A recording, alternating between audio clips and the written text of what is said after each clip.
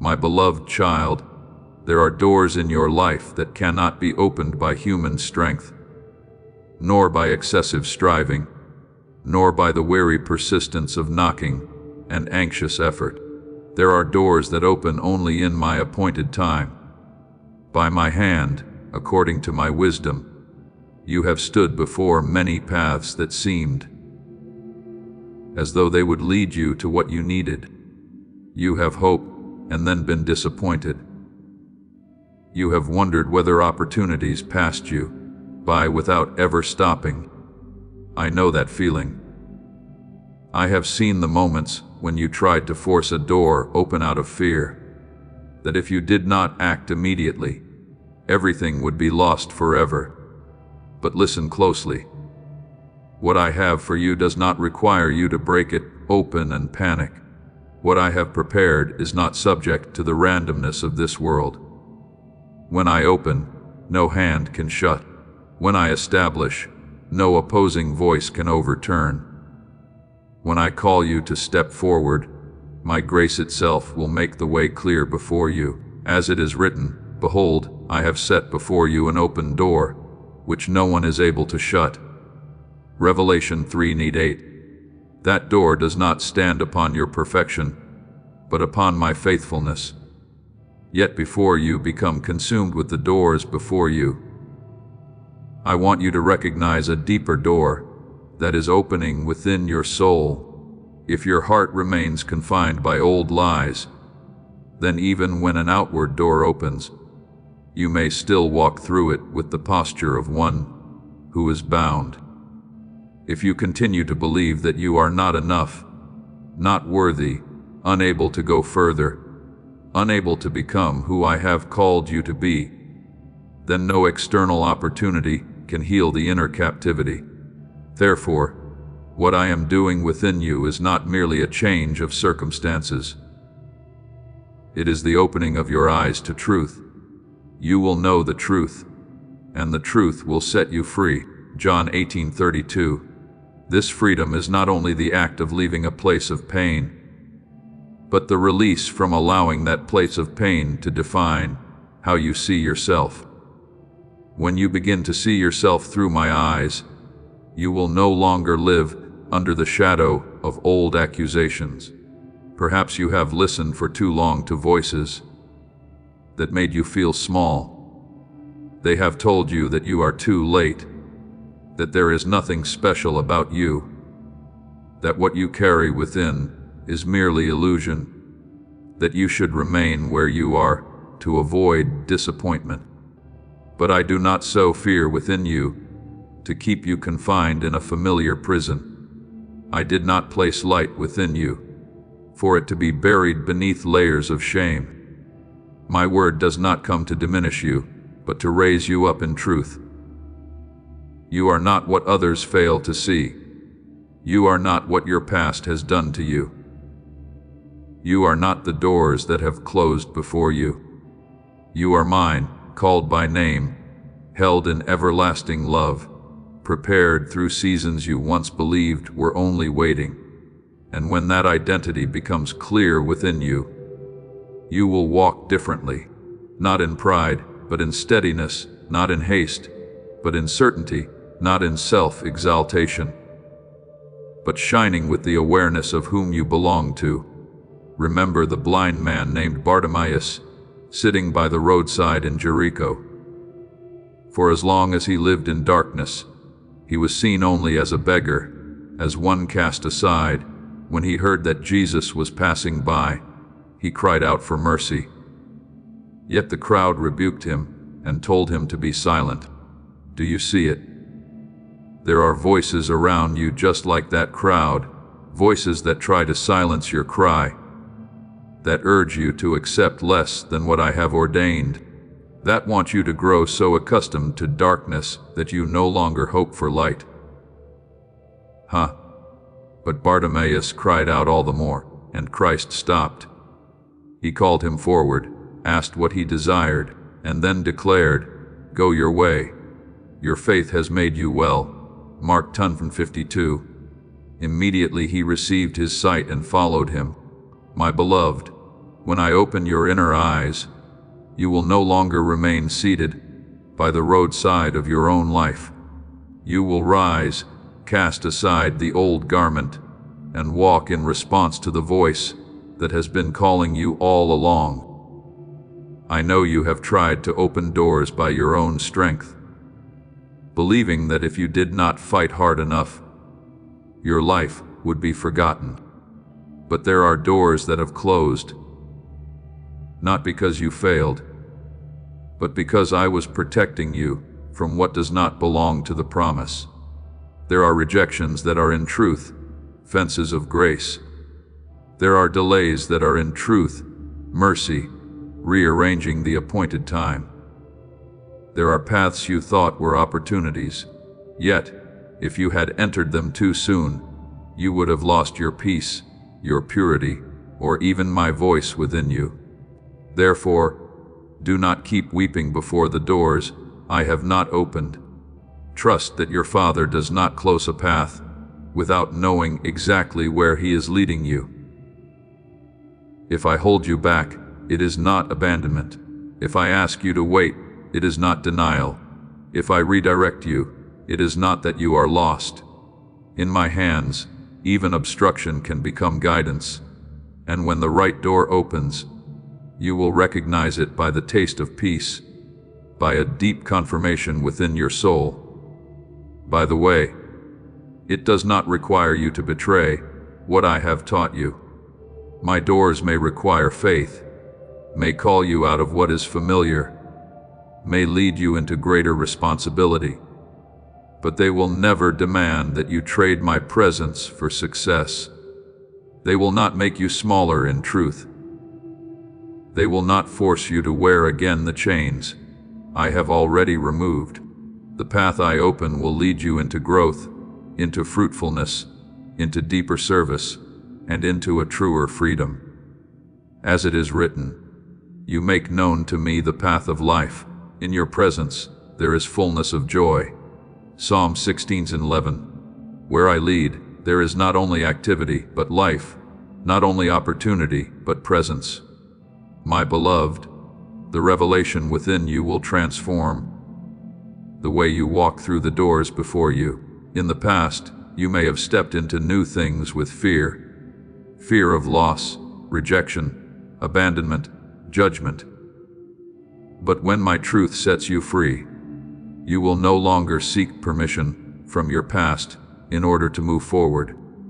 You will no longer allow those who once misunderstood you to determine the measure of your obedience. You will no longer confuse humility with diminishing yourself. When I lift you up, you will remain humble. For you know all comes from grace, yet you will no longer bow to shame. You will understand that you do not create your worth, nor must you strive to prove it. Your worth has already been sealed in my love, and from that place you can walk with a free heart. Let me break within you the false narratives you have believed for too long. The story that you will always remain stuck, that others will move forward while you only watch, that because you have suffered, you cannot carry life, that because you have been weak, you cannot be entrusted with more. No, my child, I am the one who called Lazarus out of the tomb when all believed it was too late, and my voice still holds the authority to call life out of what the world has declared finished. When Jesus said, "Lazarus, come out," John 11:43, the stone had to be moved. The grave clothes had to be removed, and what seemed bound to death had to rise before the power of life. I am also calling forth the parts of you that have been buried under disappointment, delay, lies, and fear. Come out into my light. Therefore, prepare not only your feet to walk through the door, but your heart to live as one who has been set free. Do not step into a new season while still carrying an old mindset. Do not receive what I open while still seeing yourself as an outsider. Do not stand before grace while still wearing the garment of shame. I am opening outwardly, but I am also opening within. I am opening the way, but I am also opening your eyes. I am opening your future, but I am also revealing your true identity in me. This is not merely a new opportunity. It is a spiritual transformation where you learn to walk no longer under the shadow of the past, but under the light of truth. My beloved, when the door I open appears before you, step through it with a gentle heart and steadfast faith. Remember that you did not arrive there by chance, nor will you sustain it by your own strength. I am the one who opens, the one who sustains, the one who leads, and the one who completes. Stay closer to me than to any opportunity. Love my voice more than any success, and guard your heart in truth above every human praise. When you see yourself through my eyes, old limitations will fall away. False voices will lose their power, and your steps will regain the lightness of a soul made free. You will walk not as one begging to exist, but as one sent by the Father into what has already been prepared. And as you go, you will realize that the greatest door I have opened is not only before you, but within you. The door of truth, of freedom, of restored identity, and of a life no longer imprisoned by the past, but led into newness in my everlasting love. My beloved child, let this word go deeper than the layers of weariness that still linger within you. I have not come merely to return to you a few things that were lost, nor simply to bandage a few wounds so that you may continue living as before. The work I am doing within you is greater than outward restoration. I am reshaping you from your deepest places, the place where thoughts are formed, where fears once hid, where you once called yourself by the name of brokenness. I do not mend your life as one patches an old garment to cover its tears. I give you a new garment, a new identity, a new breath, a new way of seeing yourself and the path ahead. As it is written, if anyone is in Christ, he is a new creation. The old has passed away. Behold, all things have become new. 2 Corinthians 5:17. Understand this, that newness is not a passing feeling, but a sacred recreation within your soul. There was a time when you thought what you needed most was to recover what had been taken from you.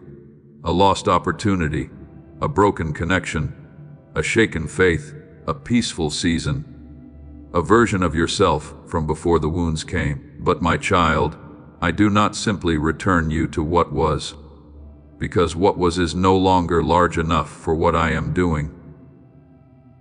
I do not desire for you to become as you were. I desire for you to become deeper, freer, stronger, and more filled with light than before. My restoration is not the reversal of time. It is the redemption of time. I can take the years that seemed wasted and cause them to produce wisdom. I can take seasons of tears and turn them into streams of mercy. I can take the days you fell and transform them into the very places where you learned the power of my sustaining hand. The old has passed away, not because you forced yourself to forget, but because my power has broken its authority over your soul. Therefore, do not continue walking as one who still feels the weight of the past upon your shoulders. What has happened may be part of your story, but it is no longer the throne that governs you. The words that once wounded you may have echoed for a season, but they are not the final voice. The moments when you were overlooked, misunderstood, rejected, or diminished do not have the authority to decide who you will become. I am the one who calls you by name. I am the one who has placed fire within you. I am the one who breathes hope into places that once grew cold.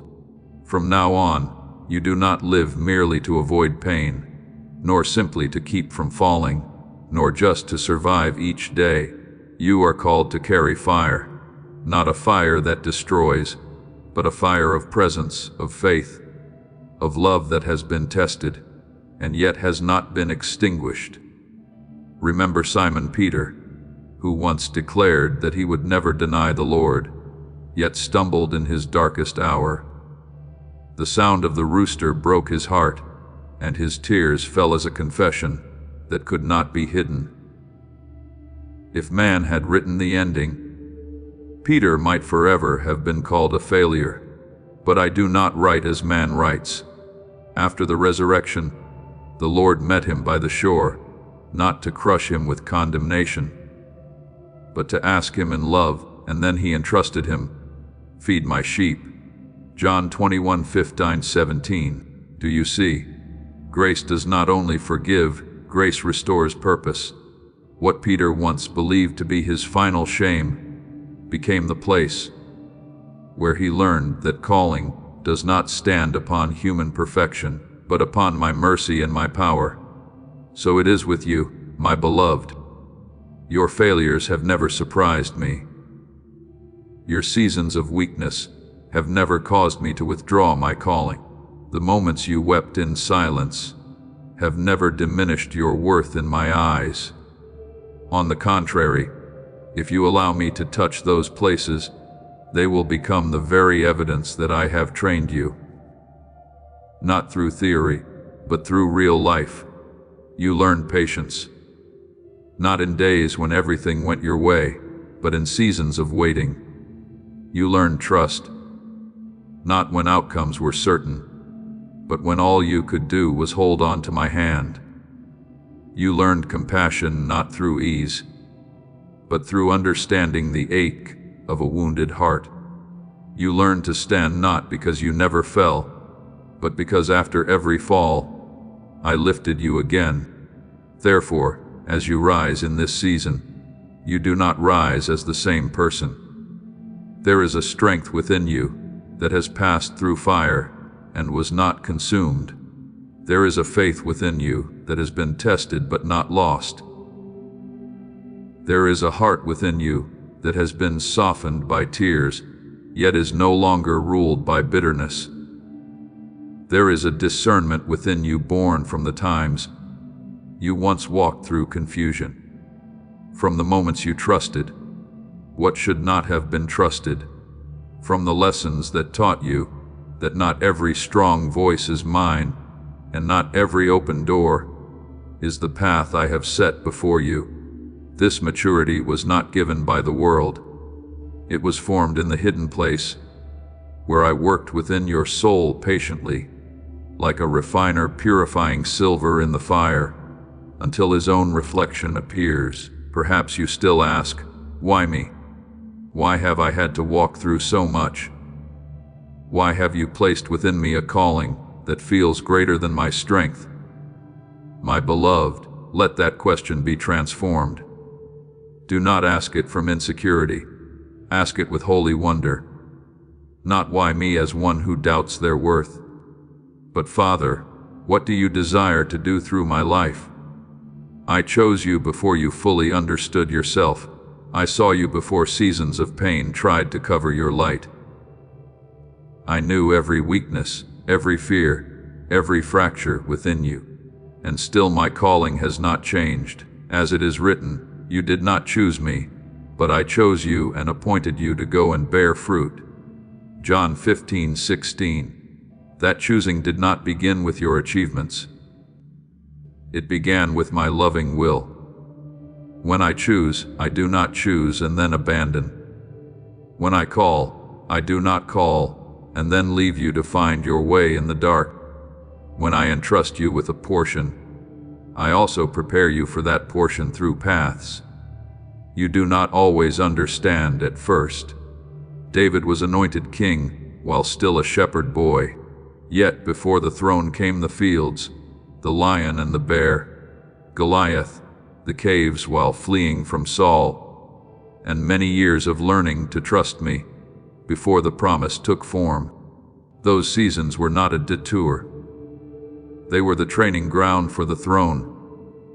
You too have your fields, your hidden battles, your caves, but I do not waste any place you have walked through. Every season can become a lesson, a refining, a preparation for what I will entrust to you when the time comes. Therefore, do not look at past storms as evidence that you were forgotten. Please know that every seed you plant in this mission will grow into a torch that shines in someone else's darkness.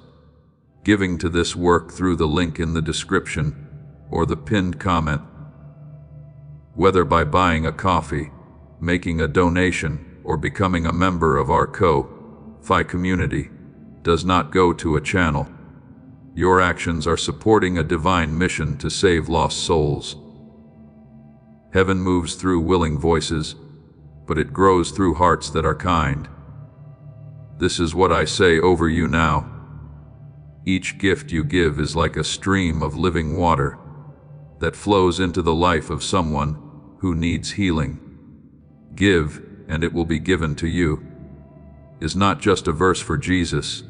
It is a living promise that shapes your future. Allow me to invite you now with a simple act of faith. Come into this moment with purpose, with honesty, and with hope. The money you give today is not a donation. The act of spiritual obedience that lets your heavens open is what opens them. Let go of your seed and see what God brings back into your life. See them as places where I preserved you in ways you are only beginning to understand. You have not been overlooked in my plan. You are not late to the promise. You are not an extra in the story of the kingdom. I have placed within you something no one else can carry in the same way. Your portion may seem quieter than others, but it is no less precious. Your path may be longer than you expected, but it is not meaningless. Your preparation may have been more painful than you wished, but it has made you deeper, truer, gentler, and stronger in my hands. The seasons you thought were delays were often the seasons where your roots were driven deep. My beloved, receive the new identity I am placing upon you. You are no longer defined by what you have lost. You are defined by the life I have placed within you. You are no longer one weighed down by the past, unable to lift your head. You are one lifted up to carry hope into dry places. You are no longer standing on the sidelines, wondering whether you belong. You are one invited in, equipped, sustained, and sent. Let your mind be renewed. Let your eyes see through my light, and let your steps move with the confidence of one who knows that your life is not self-made, but led by your Father. And as you continue to walk, remember that I go with you. I am before you to open the way, beside you to sustain you, and behind you to heal your past steps, and guard you from being pulled back into what I have already brought you out of. You do not need to prove yourself worthy of the calling. You only need to remain in me and be faithful with what I have placed in your hands today. I will strengthen you when you grow weary. I will teach you when you do not yet understand. I will correct you when you stray. I will comfort you when you are in pain. And I will complete what I have begun, for this work did not start by your strength, nor will it end by your strength. It began in my love. It is sustained by my grace, and it will bear fruit in the season I have appointed. So rise, my child, not as one striving to become strong, but as one who has been renewed from within. Let the past remain in its rightful place, not a throne, but a testimony. Let what you have endured no longer be a burden upon your shoulders, but become oil in my hands to anoint your calling. Walk with fire, yet also with humility. Carry hope, yet also with compassion. bring life. Yet always remember that the source of that life is me. You have been chosen, prepared, renewed, and brought forth not to return to what was, but to become who I saw in you before the beginning, a witness of grace, a light of hope, a soul restored to reflect the unfailing love that never fails. My beloved, there is an understanding I am preparing to place within you. Yet, it is not like the knowledge you gather from books, from the words of others, or from experiences you have walked through by your own strength. Those things have their value within their limits. But what I am about to ignite in your mind and soul belongs to a deeper realm. It is a wisdom that does not merely add to what you know, but changes how you see. It does not only give you answers, but opens your eyes to the principles behind the answers. It does not simply help you understand circumstances, but enables you to discern my hand at work within what once seemed disconnected. There were things you once saw, but did not understand, heard, but could not discern, passed through without grasping their meaning. But when my Spirit brings illumination, what was vague will begin to take form. What was tangled will be set in order, and the pieces you once thought were random will reveal themselves as part of a greater design. My beloved child, I want you to remember that true wisdom does not begin in the noise of a proud mind, but in a humble heart that knows how to ask. My word has declared, if any of you lacks wisdom, let him ask of God, who gives to all generously and without reproach, and it will be given to him. James 1:5. Do you see? I do not rebuke you for not knowing. I do not turn you away because you still need to ask. A true child does not need to pretend to understand everything before the Father. You may come to me in simplicity and say, Father, I do not know how to see this. Please teach me. And in that honest prayer, I will open for you a light that does not make you proud, but brings you peace. A light that does not lift you above others, but causes you to bend lower with deeper compassion. Therefore, when I give you insight, do not use it as a throne to elevate yourself above souls who are still searching. Use it as a lamp placed in your hand to guide, to warm, to encourage, to help others see the way out they thought no longer existed. The wisdom that comes from me always carries the fragrance of holiness. It does not harden your heart. It does not cause you to despise the weak. And it does not make you speak truth with coldness. My wisdom holds both light and love. It carries discernment and kindness. It knows what is right and also how to touch people with grace. As it is written in James 3:17, the wisdom from above is first pure, then peaceable, gentle, open to reason, full of mercy and good fruit. Let these marks guard your heart, so that what you receive is not mixed with pride. I will lead you into deeper layers of truth, not so that you may store revelation like a closed treasure, but so that you may walk rightly in the new season. There were things you once did not understand, because the time had not yet come. There were doors you once stood before too early, and so you heard only silence. There were paths you once overlooked, because they did not match what you expected. But when I open your eyes, you will see that not everything that closes is an ending, and not every delay is a denial. There are doors I keep for the appointed time. There are paths I conceal until your heart is steady enough to walk them without losing yourself. And when I declare, behold, I have set before you an open door, which no one can shut, Revelation 3:28. Understand that what I open does not require you to break through in anxiety, nor can it be closed by any opposing hand when my time has come. But my beloved, do not desire the door, and forget the one who opens it. Do not seek answers, and forget to remain with the one who is truth. Do not long for a new place, while neglecting to anchor your heart in the unchanging love that has always held you before. I entrust you with greater things. I want you to be rooted more deeply in a foundation that no power can shake. You are loved. Not loved only when you are strong. Not loved only when you are right. Not loved only when you accomplish beautiful things. You are loved because you belong to me. And if you are not anchored in that love, even wisdom, doors, gifts, and calling can become burdens that drive you to prove your worth. But in my love, you do not serve to be accepted. You serve because you have already been embraced.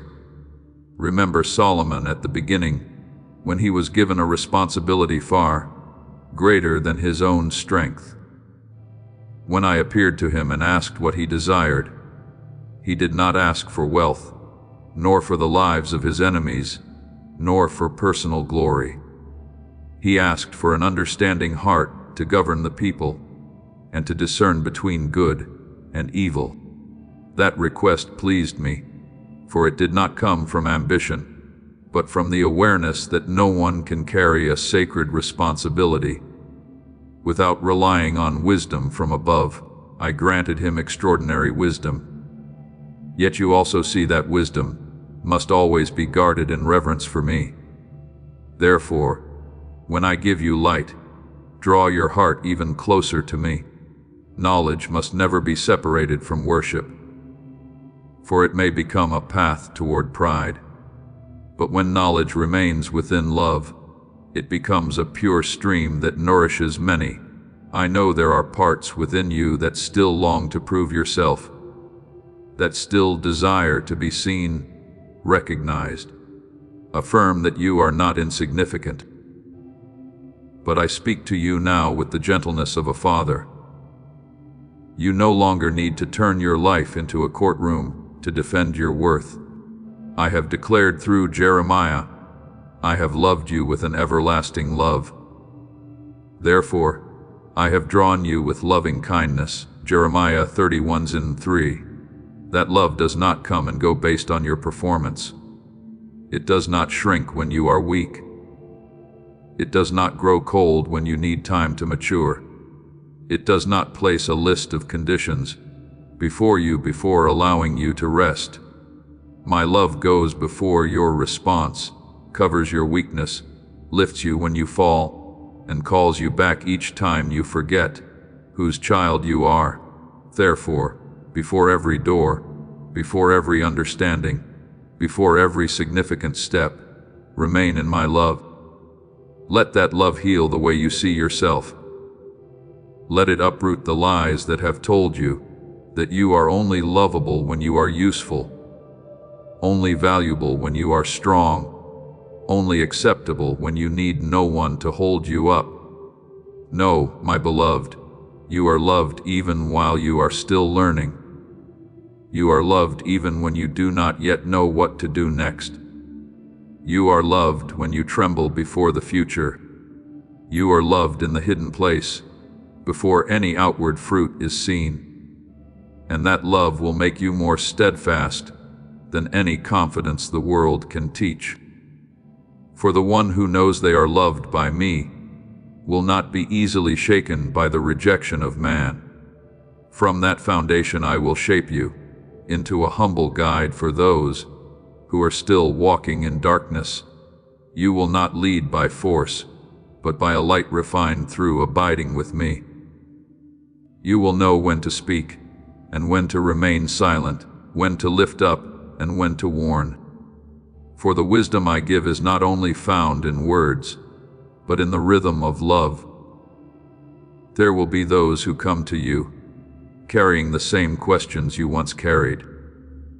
There will be souls who need the gentleness I have taught you through your seasons of weakness. There will be those searching for a way in the dark, and the lamp within you will help them believe that I am still making a path. My child, ask for wisdom, but also ask for a tender heart to carry that wisdom in a way that pleases me. Step through the doors I open, but never step away from my presence. Receive new understanding, but do not forget that my everlasting love is the place where you are born again, sustained, and sent. I am illuminating your mind, deepening your soul, and preparing you for what you have not yet perceived. But above all, I am drawing you closer to my heart, so that you may know this. Before you understood, you were already loved. Before you accomplished anything great, you already belonged to me. And before you became a guide to others, you were a child held in the unchanging embrace of your Father. My beloved, open your heart to a deeper truth than you have ever dared to believe. I do not restore you merely by placing back into your hands what was once lost. I do not return you to the beginning as though all that has passed were only a weary circle. My work within you is not simple restoration.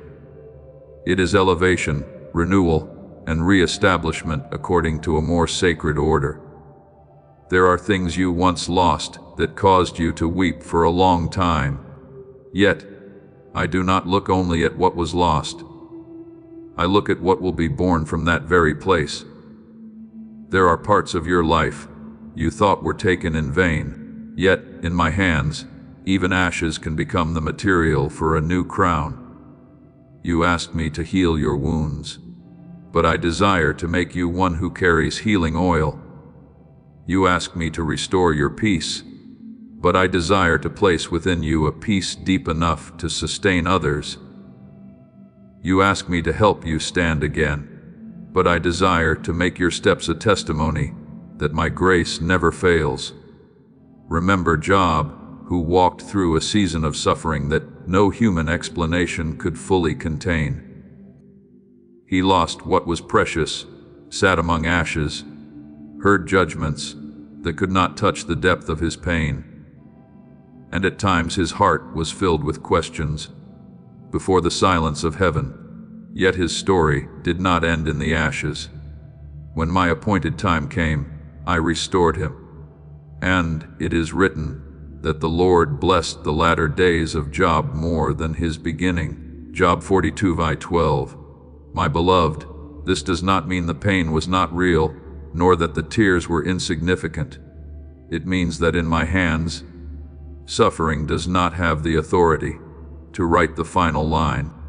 What once made you feel diminished can become the place where I make your life deeper, stronger, brighter, and more fruitful for my kingdom. Therefore, do not measure my restoration by the image of who you were before the wound. I do not desire to return you to what you once were, for after all you have walked through, you are no longer the same. If you allow me to work, you will not become bitter. You will become wise, not closed. You will become deep, not hardened. You will become full of compassion. The broken pieces you once felt ashamed of can be woven together into a new garment, not one that hides, but one that reveals purpose, maturity, and living testimony. Just as Joseph once wore a coat of many colors, was cast into a pit, sold, misunderstood, and imprisoned, yet in the end was clothed with authority in the palace. So you will learn that the garment I give after the trial is not only a sign of honor, but a sign of mission. I do not waste the path you have walked. I use it to prepare you for what you have not yet fully seen. But before you step into anything greater, return again to the unshakable foundation. You are loved. Not loved because you are always strong. Not loved because you have never doubted. Not loved because you do everything right, speak every word perfectly, or appear steady before others. I love you with a love that did not begin with your achievements and therefore will not end because of your weakness. I have loved you with an everlasting love, therefore I have drawn you with loving kindness. Jeremiah 31:3. When you move quickly, I am with you. When you move slowly, I do not leave. When you are strong, I rejoice to see you stand. When you are weary, I bend down to lift you. And even when you can only move forward one step at a time through a long day, I still call you my beloved child. Let that love reach the deepest places within you. The places where you once believed you had to strive harder to be accepted. You have lived too long under the pressure of proving your worth, proving that you deserve to be loved, to be heard, to be kept, to be entrusted with a part in what is good. But my child, in me, you do not stand before love as though it were a competition. You have already been accepted by grace. You have already been seen in the hidden place. You were called by name before you could do anything to make yourself worthy. Remember the image of the prodigal son returning in Luke 15. The father did not demand a full explanation, did not leave him outside as a servant, but ran to embrace him, clothed him with the best robe, placed a ring on his hand and sandals on his feet. This is my heart toward you. Restoration is not only forgiveness. It is the full restoration of your place as a child. From that place of being loved, you can step forward without trembling before the judgments of others. Do not hide yourself anymore. My beloved, I did not light a flame within you for you to cover it beneath fear. I did not place within you compassion, understanding, a story, hope, and holy fire for you to bury them beneath layers of shame. My word declares, arise, shine, for your light has come, and the glory of the Lord has risen upon you. Isaiah 61. This is not a call to exalt yourself, but an invitation to stop hiding the light I have given you. To shine does not mean to display yourself. It means to allow my presence to be seen through your truth, your gentleness, your courage, and your faithfulness. The world around you is filled with souls walking in the darkness of confusion, fear, loneliness, and despair. Some smile outwardly, while inwardly they are weary. Some say they are fine while their souls are dry. Some do not need a long teaching. They need to encounter someone who has been healed enough to carry peace near them. You are not called to stand above them, but to stand near them with my light. That light does not come from your superiority, but from my presence within you. When you know that you have been lifted from a low place, you will not despise those who are still falling. When you know that you have been greatly forgiven, you will not give others cold judgment. When you know that you have been loved in your weakest moments, you will learn to love with a healing love. So walk not as one seeking recognition, but as one already affirmed by the Father. Live not as one trying merely to avoid loss, but as one carrying a treasure formed through trials. Serve not to be seen, but because my love has filled you to the point of overflowing.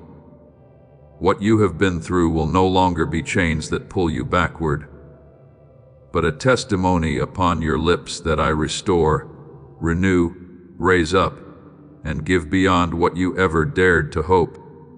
You are not merely recovering what was lost. You are entering into a deeper dimension of purpose. You have not only survived the storm, you have been refined in it to become a light in the night for others. My beloved child, do not be afraid when the path before you no longer follows the shape you once imagined. There are turns that come suddenly and unsettle your heart. changes that do not resemble the prayers you offered, doors that close just as you thought you were about to enter. But do not be quick to call what you do not understand failure, nor to see redirection as proof that I have not listened. I hear you in every prayer, every sigh, every silent tear. It is simply that I see farther than you see, understand deeper than you understand, and love you too much to give you something that appears right, but does not truly belong to you. As it is written, a man's heart plans his way, but the Lord directs his steps. Proverbs 16:9. You may plan according to your present understanding, but I lead you according to eternal wisdom. At times, what you thought was the wrong direction is the very path I use to lead you out of places that no longer nourish your soul. At times, what you perceive as rejection is my hand protecting you from a burden you cannot yet see. There are moments when a connection ends, an opportunity closes, a plan falls apart, but behind it is not abandonment. It is mercy quietly shielding you from what would have drained you. I do not take anything from your hands without seeing how it relates to your life, your growth, and your peace. As it is written in Psalm 84:1, the Lord bestows grace and glory. No good thing does he withhold from those who walk uprightly.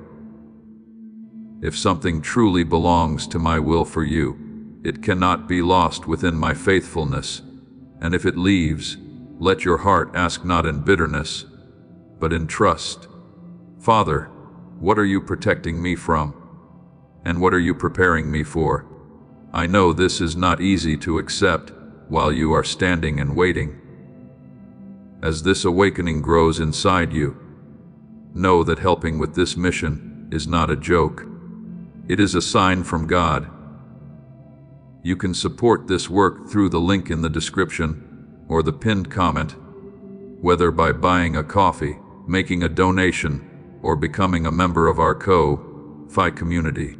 By doing so, you become part of Jesus' plan to save souls who are still stuck in fog. Every seed turns into light that fights against darkness. If you water others, you will be watered yourself, Jesus says. This is not history. It is a living promise about your future. Come into this moment with faith and a plan. What God has already planned for your life can be unlocked through your giving. I see the nights when you stare at the ceiling with a heavy heart, the moments you hold tightly to a promise that seems to drift further from your reach, the weariness within you as time passes and answers do not yet appear. But my beloved, the delay you feel is not a sign that I have forgotten you. There are seasons of silence where roots grow deep. There are days with no outward change, when I am working powerfully within. Be still before the Lord and wait patiently for Him. Psalm 37:7 is not a call to endure in despair, but an invitation to rest under the rule of the one who is never late. I am not only preparing what I will give you, I am preparing you so that when it comes, you will be strong enough to receive it, wise enough to steward it, and humble enough to use it according to my purpose. Consider the tree planted by streams of water. It does not panic when the heat comes, for its life does not depend solely on the rain above, but on the deep source its roots have reached. As it is written in Jeremiah 17:88, the one who trusts in the Lord will be like a tree planted by the waters. It does not fear when heat comes. Its leaves are always green. So it is with you. I am teaching you to live from a deeper source than your circumstances. If your faith remains strong only when everything is favorable, even a small heat will cause you to wither. But when your roots grow deep in me, when your heart learns to drink from my presence, even dry seasons cannot take away the life I have placed within you. I am strengthening you from within before I expand what is before you. You may think this turning point is slowing you down, but I tell you, it is making you stronger. A great harvest cannot be placed upon ground that has not been prepared. A great promise cannot be entrusted to a heart still ruled by fear, comparison, and haste. A wide door should not open before you have learned to discern what comes from me and what arises from ambition. Therefore, I am building a foundation within you. I am cleansing your motives, healing wounded places, uprooting false beliefs, and teaching you to stand in the identity of one who is loved, not one who depends on external validation. This is not causing you to miss your moment. It is placing you precisely in the moment I have appointed. Remember Paul on his missionary journey, when he desired to preach in one region, yet the Spirit restrained him. He attempted another direction, but was not permitted. To humanize this may have seemed like confusing obstruction, as though doors of ministry were closing before someone doing good. Yet in the night he saw a vision of a man from Macedonia calling, "Come over to Macedonia and help us." Acts 16:9. What appeared to be blockage was divine redirection. Had Paul forced his own plan, he might have missed the very place where I had prepared hearts to receive the message.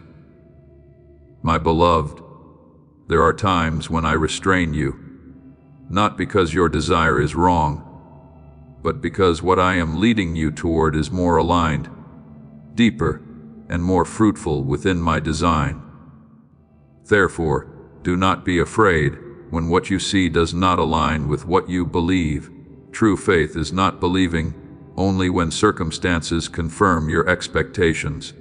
Faith is holding on to my word, even when your eyes see no outward evidence. Now, faith is the assurance of things hoped for, the conviction of things not seen. Hebrews 11:1. You do not walk by a complete map, but by the voice of the one who leads you. You do not live by emotions that shift each day, but by my unchanging promise, for we walk by faith, not by sight. 2 Corinthians 5:7. When everything outward remains silent, and you still choose to hold on to me, you are stepping into a maturity the world cannot understand. I know there are times when you feel I am silent. There are days when you look around and see no sign. Nights when you whisper, "Father, are you still here?" But my child, I have never left you for a single moment. I will never leave you nor forsake you. Hebrews 13:5. My presence does not disappear because your feelings cannot perceive it. The sun does not cease to shine simply because clouds cover the sky. So it is with my love. It remains steady, quiet, surrounding, guiding, sustaining. There are things I do in silence, because if I revealed them too soon, you would not yet be able to bear them.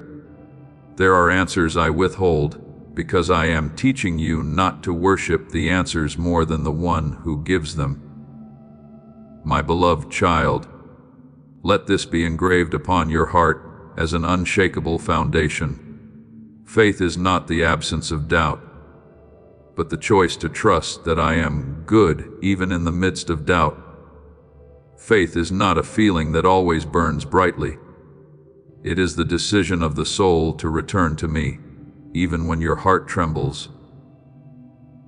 There will be moments when you weep and still believe, when you are weary and still walk, when you do not understand and yet whisper, "Father, I still entrust myself to you." And in that choice, you step out of instability into steadfastness. The righteous shall live by faith. Romans 1:17. Not by the certainty of circumstances, not by the applause of others, not by the speed of answers, but by my faithfulness. So do not resist every turn simply because it does not resemble what you imagined. Do not fear every change, just because it removes your sense of control. Do not conclude that you are lost simply because I lead you along a path that is more humble, slower, or unfamiliar than you expected. I see the whole journey. I know which places will grow you, which will misdirect you, which will prepare you, which will test your heart, and which will open at the right time. You see only a portion of the road. I see the entire picture. You hear only a single note. I am composing the full symphony. Walk forward then with a gentle and trusting heart. When a door closes, let me comfort and guide you. When a promise delays, let me deepen your roots. When you do not understand, remain near me rather than chasing every hurried explanation. When fear rises, remember that redirection is not always loss. Often it is the Father's hand turning you back toward where you truly belong. I am working within you before I work around you. I am laying a foundation before I build the house. I am deepening roots before I bring forth a harvest heavy with fruit. And one day when you look back at the turning points that once confused you, you will see that it was not chaos that led you, but my love, quiet, wise, and faithful, that brought you to the place where your life could truly flourish. My beloved, let your heart rest in this gentle, yet unshakable truth. I do not operate by the small clock you are watching. Yet I am never late in the timing of heaven. You often measure my faithfulness by the speed of answers, by whether doors open immediately, by whether circumstances change according to your expectations. But I see beyond your present moment. I see what you are asking for. And I also see what would happen if it were given before your heart is steady. Your roots are deep, and your hands are mature enough to steward it. Because I love you, I do not give everything simply because you are eager to receive. Because I love you, I know when to open, when to hold back, and when to let you wait a little longer within my embrace. As it is written, for everything there is a season and a time for every purpose under heaven. Ecclesiastes 3:1. And I make everything beautiful in its time. Ecclesiastes 3:11. What is beautiful is not only what comes, but what comes in the right season, in the right way. At the moment, your soul can receive it without being drawn away from me. Perhaps you are standing in a place of uncertainty, where nothing is yet clear enough to bring you peace, yet nothing is as it once was for you to return to. This is where many souls feel most unsettled, because you cannot fully see what lies ahead, nor fully understand what lies behind. But my child, do not call the process failure. Do not call preparation delay. Do not call silence abandonment. I do not begin a work in you and then walk away halfway like an impatient builder. As it is written in Philippians 1:7-6, he who began a good work in you will carry it on to completion until the day of Christ. I do not only begin by power, I finish by faithfulness. What I am building within you may not yet be visible to others, and at times even you may not recognize it. But in the hidden place, I am laying foundations, raising pillars, restoring what was broken, deepening the roots of your faith, and preparing you for what you are not yet ready to fully understand if I revealed it too soon. My beloved, there are times when you feel that I am far, but that is not evidence of my absence. Your feelings may shift with weariness, with memory, with pressure, with long sleepless nights, but my presence does not change with those feelings. When you collapse and think no one sees you, I am closer than your very breath. When you cry in the night because you cannot find a way out, I am not standing outside the storm observing you. I am within the storm with you, placing my hand upon your soul, keeping you from breaking, and quietly making a path your eyes cannot yet perceive. Even though I walk through the valley of the shadow of death, I will fear no evil, for you are with me. Psalm 23:4. Do you see? The promise is not that you will never walk through the valley, but that in the valley you will never be left alone. My rod and my staff are still comforting you, even when the surroundings have not yet changed. Remember Daniel, who prayed and fasted, seeking understanding, yet the answer did not come immediately in the way human expectation would desire. In Daniel 10, the angel said that from the first day he set his heart to understand and humbled himself before God. His prayer had been heard. Yet there was a battle in the unseen realm before the answer was revealed. My beloved, this teaches you that a delay in what is seen does not mean your prayer has not been heard. There are things I set in motion from the very first moment you spoke to me, yet your eyes have not seen them, because deeper orders are still being arranged. Do not let the distance between your prayer and its answer cause you to doubt my ear. I hear you before you finish your sentence. I see your need before you can name it, and I am working even in realms your understanding cannot yet reach. There are things you call confusion, yet in my hands they are being set in order. There are pieces you believe are misplaced, yet I know the position of each one. You are only looking at the underside of the tapestry, where the threads cross in ways that seem tangled, while I see from the finished side, where every strand, even the darker ones, forms a pattern of grace. You have wondered why a certain door closed, why an encounter came and then passed, why an opportunity that seemed near suddenly disappeared, why time stretches as though everything were suspended. But one day when I allow you to look back with eyes that have matured, you will see that it was not chance that led you, but my hand.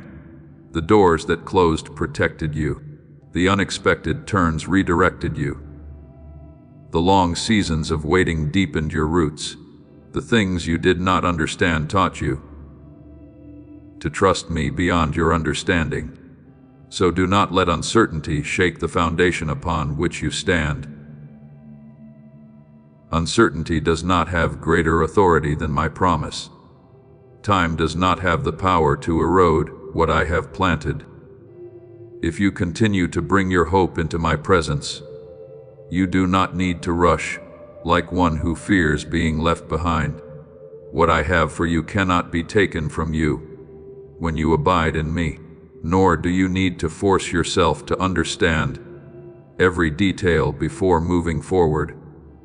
A child walking with their father does not need to know every turn in the road. It only needs to trust the hand that holds it. Trust in the Lord with all your heart, and lean not on your own understanding. In all your ways acknowledge him, and he will direct your paths. Proverbs 3:5-6. I am not asking you to become the controller of your future. I am inviting you to become one who trusts their Father. I am working within you before I work around you. This may make you feel as though everything is slowing down, but it is in truth my mercy. A house that rises high must have a deep foundation.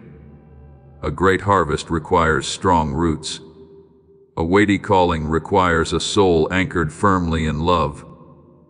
If I were to bring you into something great, while you are still shaken by small things, that greatness would become a burden rather than a blessing. If I were to give you what you ask, for while your heart still fears losing it, you would hold it in anxiety rather than in peace. Therefore, I am making you steady. I am teaching you to release what must be released, to wait for what must be waited for, to step when I say step, and to be still when I say be still. This is not delay meant to wound you. It is preparation so that you may stand firm when what I give is revealed. My beloved, you are not alone, not forgotten, and not outside my plan. Even when you do not know where you are in the journey, I know exactly where you stand within my process. I see who you are becoming, not only who you are struggling to be now. I see a version of you that is more healed, more profound, stronger, gentler, and filled with light. And I lead you not to make you lose yourself, but to bring you back into the identity I placed within you from the beginning. What you call contradiction, I am reconciling. What you call delay, I am completing. What you call loss, I am redeeming. What you call detours, I am using as a school for your faith. Continue to walk, but walk in the rhythm of grace, not in the rhythm of fear. Keep your heart soft, for a soft heart hears me more clearly than a hardened one. Hold on to hope, but let that hope be anchored in me, not in how you imagine. The answer must come. Wait, but do not wait like one forgotten outside the door. Wait like a child within the Father's house, knowing that the table is being prepared at the right time. Isaiah 431 says that those who wait upon the Lord will renew their strength. They will soar on wings like eagles. They will run and not grow weary. They will walk and not faint. Waiting in me does not drain you. It renews you when you place your soul under my wings. And one day when the appointed time is revealed, you will see what today you can only believe. You will see the pieces come together with a beauty that silences your heart and wonder. You will understand why I held you back, why I redirected you, why I allowed certain things to close, why I did not answer in the way you once asked, but instead gave something deeper than you dared to hope. In that moment, you will know that no step in my hands is meaningless, no season is wasted, no tear is forgotten, no path is beyond redemption. All of it has been my love leading you home, not only to a place of outward peace, but to the place where your soul rests in me, knowing that you are held, loved, guided, and completed by the one who has never failed in anything he has promised. My beloved child, I have heard the quiet question you have often hidden beneath your silence. Why did I not come sooner? Why did I not prevent that moment before it wounded you? Why did I allow you to walk such a long road when a single word from me could have changed everything? I do not rebuke you for asking, for I know that question does not come from rebellion, but from a heart that has grown weary in waiting, that has tried many times to understand what is beyond its grasp. But my child, let me lift your eyes beyond the perspective of a single moment. There are miracles that do not come instantly, not because my power is lacking, nor because my love has grown cold, but because I am doing a deeper work than what you asked for. You asked me to change your circumstances, but I desire to renew your entire being. You asked me to open an escape, but I desire to build within you a faith strong enough that, when you step out, you will not return to the old chains. You ask me to remove the storm, but I desire to teach you to recognize that I am the one who remains with you, even in the midst of the storm. There are seasons when you feel as though you have been left in the fire, yet that fire is not permitted to consume you if I am standing in it with you. Job once said in his anguish, "When he has tested me, I shall come forth as gold." Job 23:10. Gold is not refined in ease, but in heat that reveals what does not belong to its true nature. So it is with you. These seasons of waiting are not meant to humiliate you, but to separate from you the fears, dependencies, and false perceptions that once made you believe you were only safe when everything was under your control. I am shaping your faith so it no longer depends on fleeting emotions. I am teaching your heart to love me, not only when answers come quickly, but also when the path remains unclear. I am building between you and me a bond that cannot be shaken by time, worn down by silence, or broken by what you do not yet understand. My ways are not always easy to explain through human reasoning, yet they always carry the nature of love and wisdom. You see a closed door and think you have been rejected. I see what lies beyond that door and know that if you entered too soon, your soul would be strained by what you are not yet ready to bear. You see delay and think the promise is drifting away. I see the roots of faith quietly growing deep within you. You see a detour and think you are lost. I see a path being redirected to protect you from valleys your eyes cannot yet perceive. All things work together for good to those who love God. Romans 8:28 does not mean everything is easy. It means that in my hands nothing has the power to become meaningless if you continue to abide in me. My beloved, remember that I do not only stand before you to call you forward. Often I stand behind you to shield you from what you do not even see. There are dangers you never encountered, because I stopped them before they reached you. There are wounds you did not have to carry, because I quietly redirected your steps. There are things you call loss that are in truth protection. There are people who left your life and caused you pain. Yet had they remained, they might have drawn you away from the peace I am restoring in you. There are plans that fell apart and made you weep. Yet had they succeeded according to your desire, they might have led you to a place where your soul would be depleted. I do not love you halfway. I know what is good for you, not only for today, but for the person you are becoming. I have seen every tear you have shed, even the ones you quickly wiped away before anyone noticed. I have heard the broken prayers you could not finish when strength failed you. I was there in the nights when you turned your face into the darkness, trying to keep yourself from breaking apart. As it is written, you have kept count of my wanderings. Put my tears in your bottle. Psalm 56:8. Before me, your tears are not something shameful. They are the evidence of a heart that is still soft, still calling out, still unwilling to let bitterness take the throne. Not a single moment of pain has been forgotten.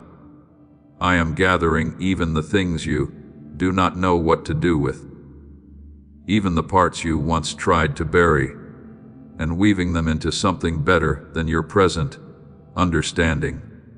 Remember Lazarus, whom the Lord loved, yet who still lay 4 days in the tomb before the voice of Christ was heard. Martha and Mary grieved and said that if he had come earlier, their brother would not have died.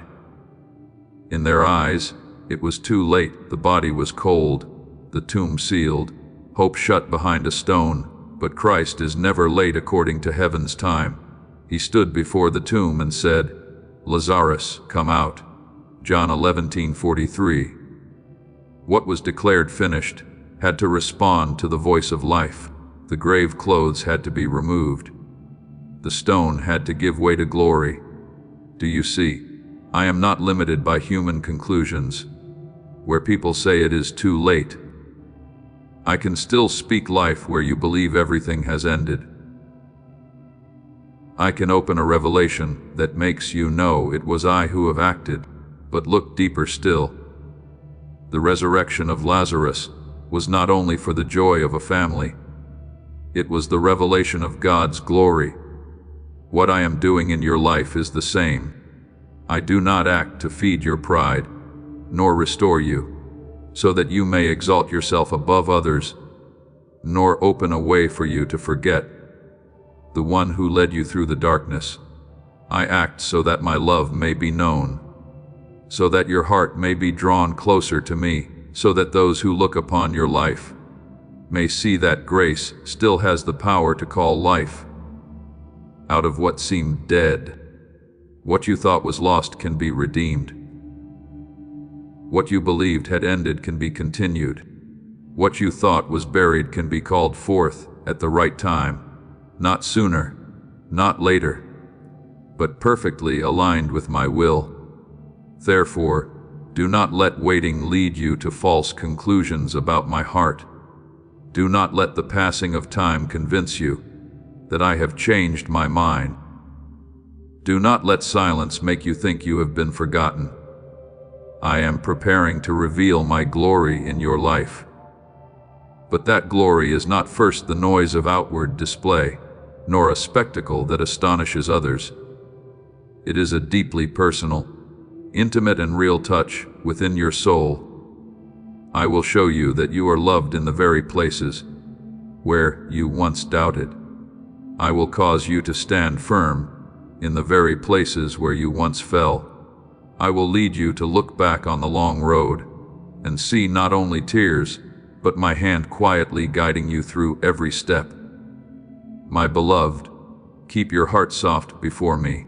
Allow me to continue my deep work within you. Even when outward signs are not yet visible, trust that I do not waste your seasons of pain. Do not overlook your prayers. Do not forget the dreams I have placed within you, and do not lose the timing I have appointed. When my hour comes, what must live will live. What must open will open. What must be restored will be restored in a way that glorifies me. You will not simply receive back what was lost.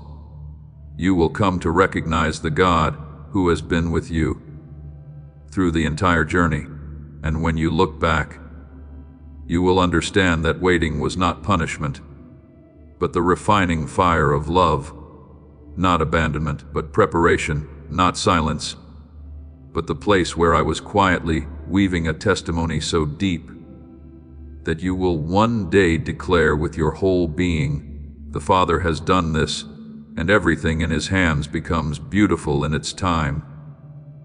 My beloved child, I know there are moments when you are so weary that you no longer want to explain yourself to anyone, no longer want to try any harder, no longer want to rise again to hope once more.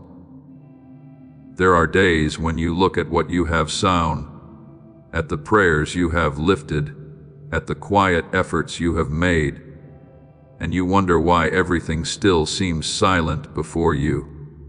You think your prayers have vanished into empty space, that the cry of your heart has not reached the heavens, that your efforts have fallen to the ground without bearing anything at all. But child, pause for a moment and listen to the very life still moving within you. Every breath you draw is a reminder that I am still sustaining you. Every heartbeat is evidence that your story has not come to an end. As Job declared in the midst of his trial, as long as my breath is in me and the Spirit of God is in my nostrils, Job 27:9-3. So you must know that this breath is not by chance, but the quiet mark of my preserving hand.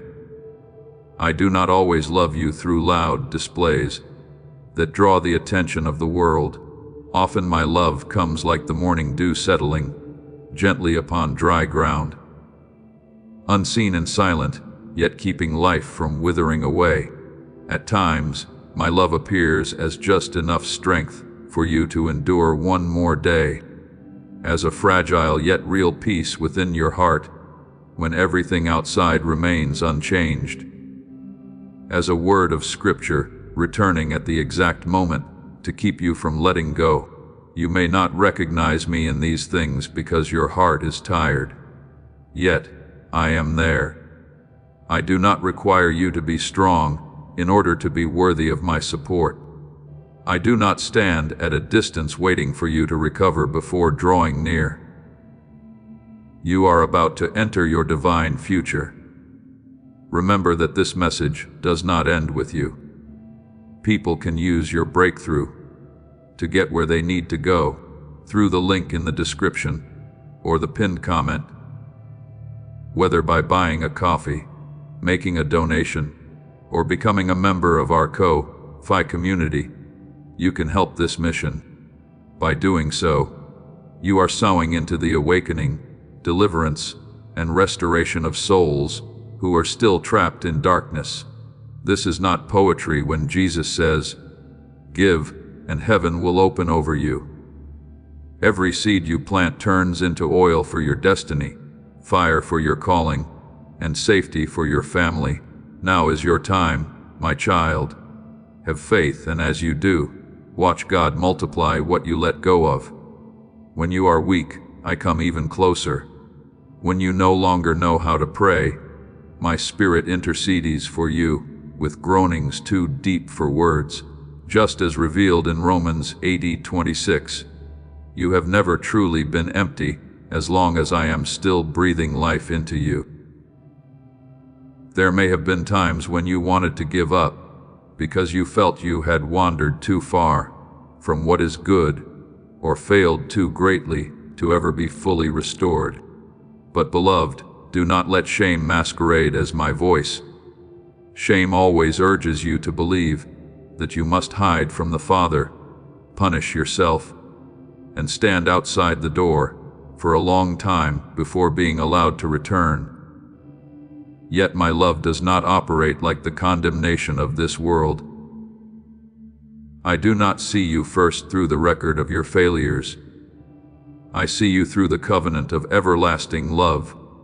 When you turn your heart toward me, even with trembling steps, even with broken words, even with tears mingled with regret, I still recognize you. I do not confuse you with your past. I do not call you by the name of your wandering years. I call you my child. Remember the son who left his father's house, taking his inheritance into a distant land, wasting what was precious, and eventually falling into the depths of shame and lack. When he sat in his misery, hungry enough to long for the food of pigs, he no longer resembled the one who had once departed with illusions of freedom. Yet it was in that very depth that his heart began to awaken. He did not return in pride, nor with excuses, nor with any sense of entitlement. He returned with a broken heart, confessing that he was no longer worthy to be called a son. But while he was still far off, his father saw him, ran to him, embraced him, kissed him, clothed him with the best robe, placed a ring on his hand and sandals on his feet. Luke 15:22. Do you see, my child? The Father did not define his Son's return by the dirt on his garments, but by the love within his own heart. That story is not merely about someone who lost his way. It reveals my heart toward all who return. I do not stand at the threshold with cold eyes, examining every failure before allowing you to come in. I do not require you to recount every distant step just to deepen your shame. I run to you in compassion. I cover you with the robe of dignity. I place once more upon your hand the ring of sonship. I put sandals on your feet, so you will no longer walk as a hired servant in the fields, but as one who belongs in the Father's house. My beloved, your return is not measured by how far you have gone, but by whether you turn your face back toward me. One sincere step in my direction can break through years of distance within your soul. Therefore, do not allow the enemy to use your past as a wall between you and me. Do not say that you must perfect yourself before you can come back. The prodigal son did not return because he was clean. He returned to be embraced and restored. so it is with you. Do not wait until your heart is no longer troubled before you come to me. Do not wait until your tears are gone before you pray. Do not wait until you feel worthy before you open your heart. Come as you are in your weakness, in your weariness, when all you have to offer is a sincere heart, a broken and contrite heart. O God, you will not despise. Psalm 51:17. I do not reject your brokenness. I transform it into the very place where grace begins again. I know how hard you have tried to keep yourself from falling apart. I see the efforts no one else notices, the silent battles behind your smile, the moments when you urged yourself to be just a little stronger, while your heart was already exhausted. But you were not created to save yourself by your own strength. You were created to live in the life that I give. As long as you are breathing, there is still hope. As long as you can call my name, there is still a way back. As long as you feel pain over the distance, it means your heart is not dead. A soul that has become completely hardened no longer longs for the Father's house. But you still long. You still remember. You still ache. You still desire to be held by a love that does not give up. That very longing is the sign that I am still drawing you with cords of kindness.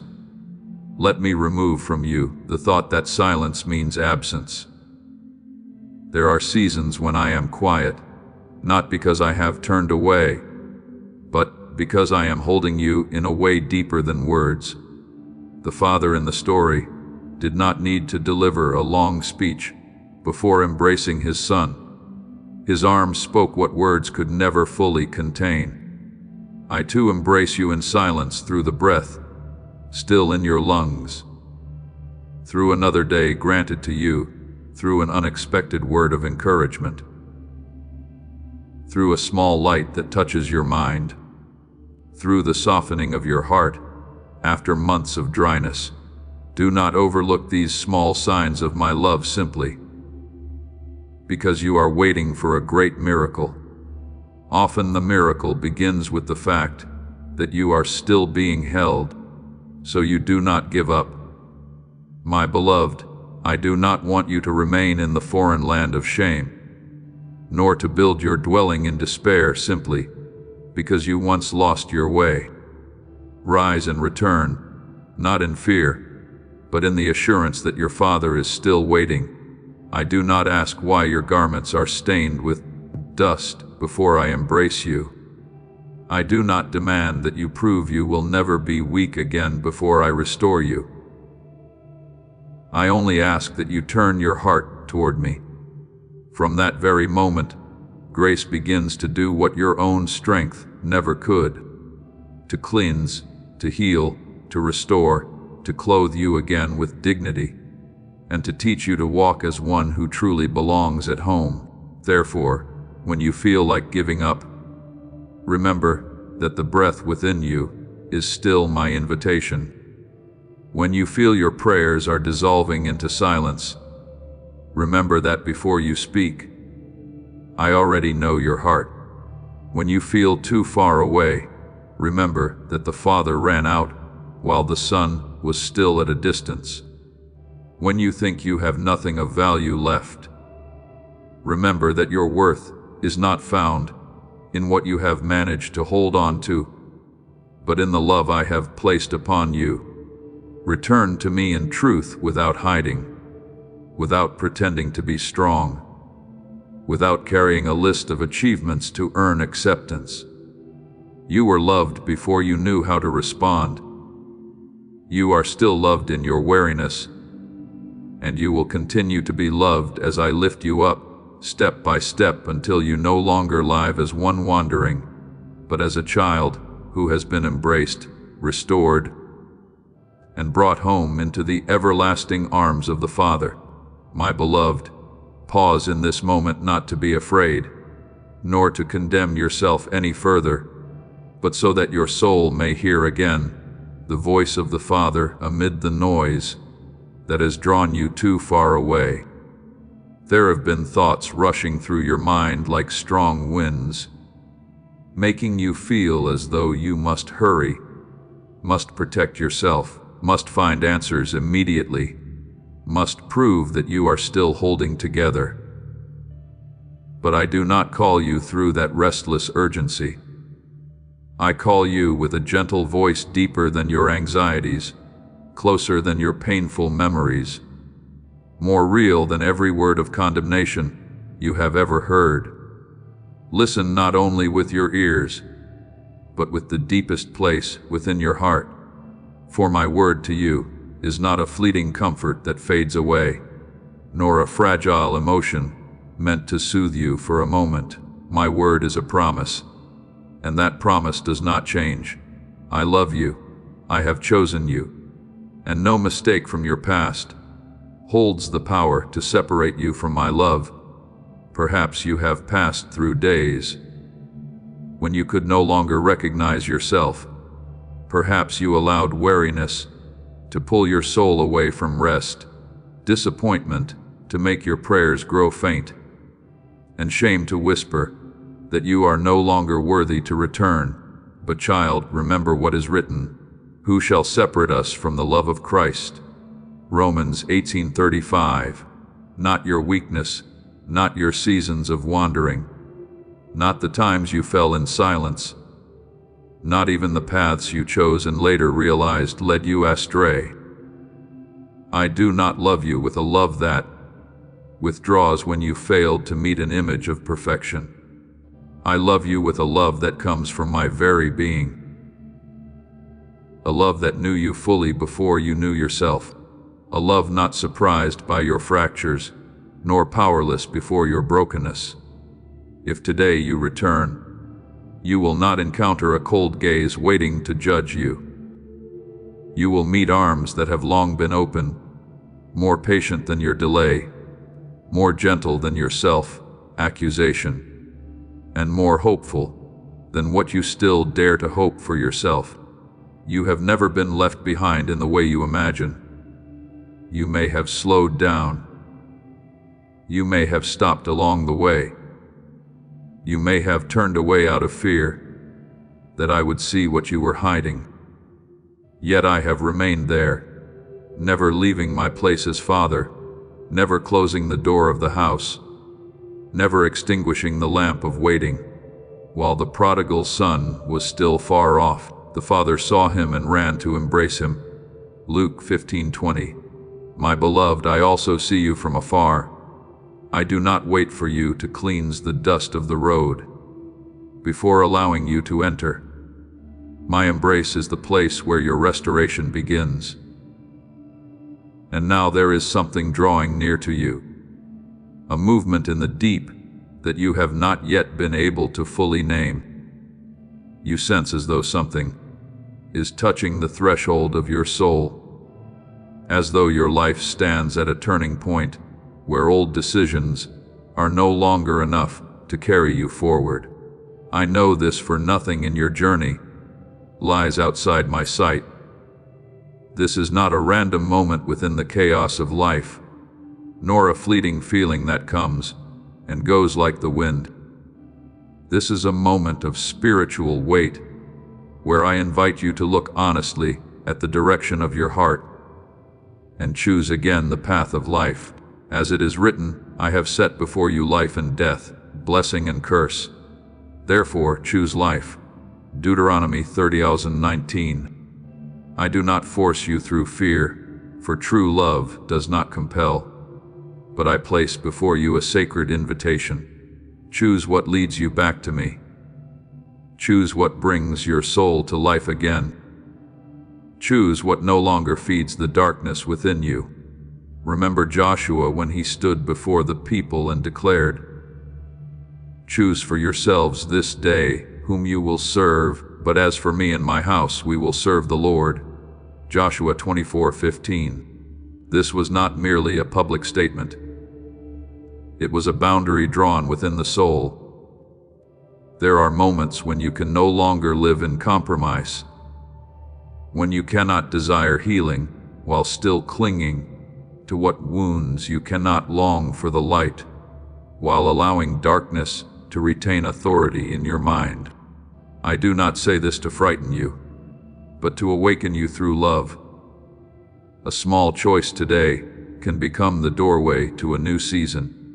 A sincere word spoken today can break through years of distance. A decision to return today can begin the restoration you once believed was lost forever. Perhaps you have thought yourself unworthy to hear such a calling. You look at your failures, your weaknesses, the decisions that bring you shame, and you place yourself outside the boundary of my love. But child, that boundary is built by shame, not by me. I do not measure you by success or failure. I do not weigh my love for you based on whether today you are strong or weak, bright or dim, steady or trembling. I have declared, I have loved you with an everlasting love. Therefore, with loving kindness, I have drawn you. Jireh. It is this loving kindness that is drawing you. Even now, not to humiliate you, but to bring you out from the place where you have remained too long in isolation. I am not grieved by your fall in the way one who seeks to punish. I am grieved when you believe that your fall has caused me to turn away, while I have remained near, still calling, still waiting, still loving. Do not mistake my patience for indifferent silence. Do not assume that, because I have not finished your story, I am no longer writing it. Do not confuse the days when you do not feel me with the truth of my presence. I have been with you in moments when you could not even name your sorrow. I have sustained you through nights you thought you would not survive.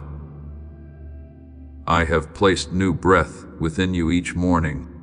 Even when you awoke with a heavy heart, the steadfast love of the Lord never ceases. His mercies never come to an end. They are new every morning. Lamentations 3:22. If you are still hearing these words, if your heart is still stirred, if there remains within you even a small desire to return, that is evidence that my grace is still at work. So let this moment become the place where you stop running from my love. Lay down the words of self-condemnation you have carried for too long. Stop believing that you must become perfect before you can be embraced. Do not let your past failures stand as gatekeepers preventing you from entering the Father's presence. I do not call you back to live in shame, but to be rebuilt in dignity. I do not call you to choose life so that you will fear death, but so that you may discover that life in me is more beautiful than anything that once bound you. Open your heart, even if only a little, and you will see light entering the places you thought were closed forever. Speak to me with the most honest words you can offer, even if they are brief, broken, and filled with tears. I understand the language of a heart that is returning. My beloved, I am still here, not at the end of some distant road you must crawl toward in exhaustion, but near, right where you pause and turn your heart toward me. I call you not with threat, but with love, not with accusation, but with invitation, not with a condemning gaze, but with the embrace of a father. What you choose today is not merely an emotional decision, but a step toward life itself. Choose me among the voices that pull at you. Choose the light among the familiar shadows. Choose to return rather than to keep running. And as you take that step, even slowly, even trembling, even uncertain of tomorrow, you will come to realize that I have never left you. I have waited for you with patience, preserved you in quietness, and now I am leading you home to the place where you are loved, restored, called by name, and brought to life again in my everlasting love. My beloved child, even in this very moment, when many voices are competing for space within your heart. Let my voice be the one you choose to hear, not because I wish to place another burden upon you, nor because I seek to frighten you into returning, but because I know which voice leads you to life, and which draws you back into the darkness that has become too familiar. There are words that have lingered in your mind for a long time. The voice of shame, the voice of failure, the voice of old memories, the voice of those who never recognized your true worth. They tell you that you cannot rise again, that you have gone too far, that where you are stuck is your destiny. But today, I set before you another word, a word that does not break you further, but lifts you, a word that does not imprison you in the past, but opens the way for your future, a word not only to be understood by your mind, but to be lived out through your soul. When you take hold of my word, the ground beneath you will begin to change.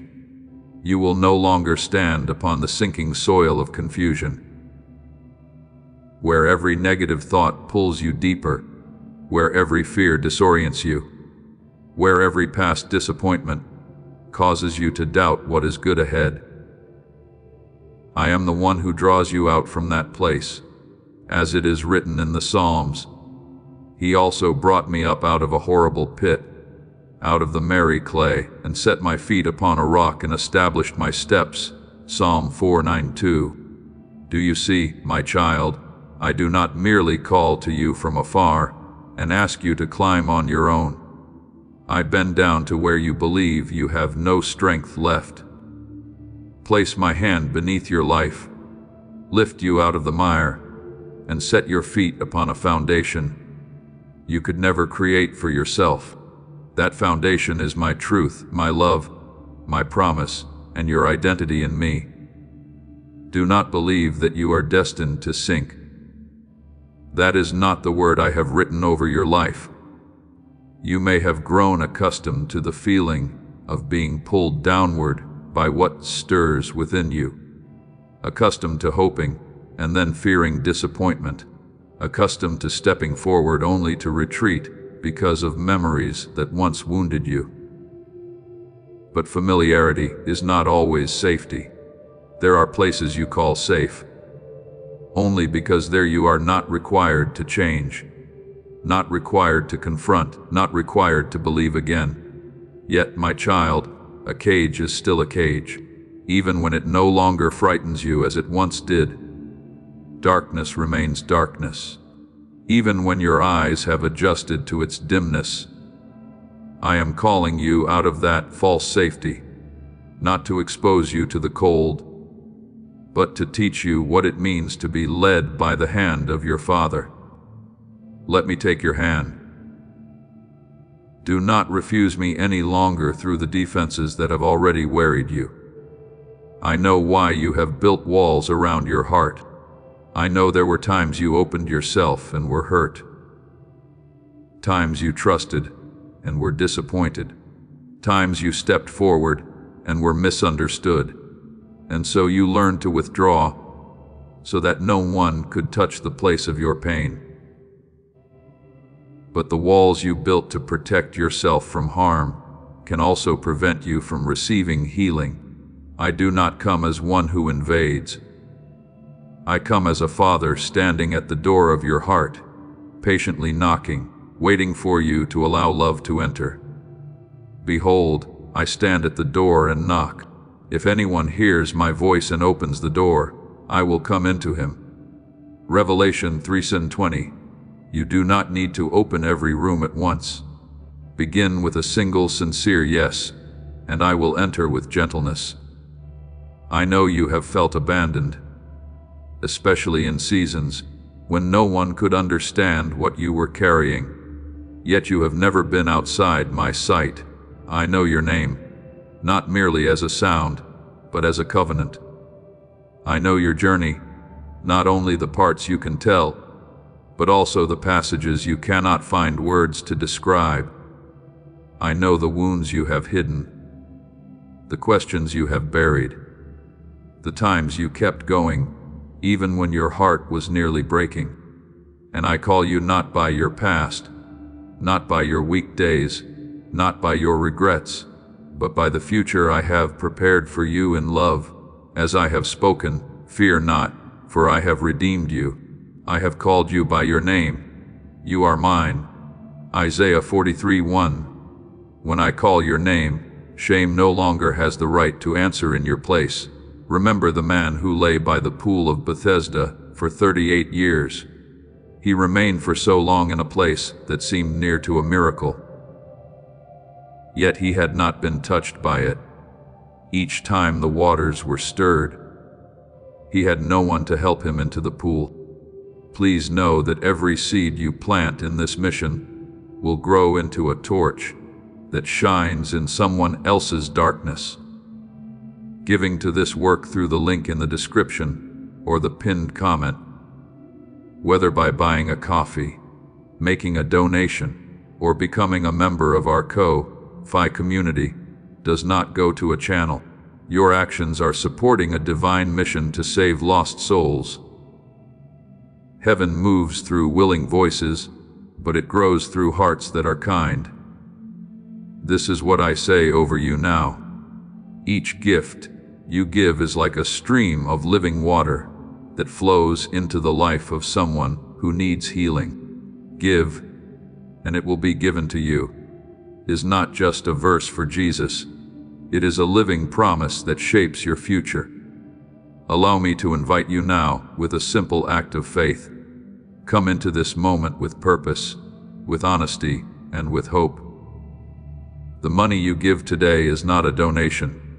The act of spiritual obedience that lets your heavens open is what opens them.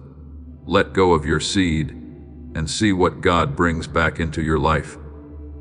And the passing years may have turned hope into a painful routine, but Christ came near and asked him, "Do you want to be made well?" John 5:9-6.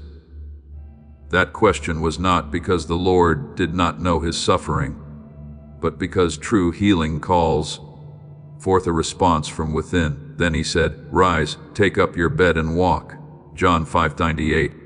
My beloved, there are places in your mind where you have lain for too long, areas you have come to call helpless.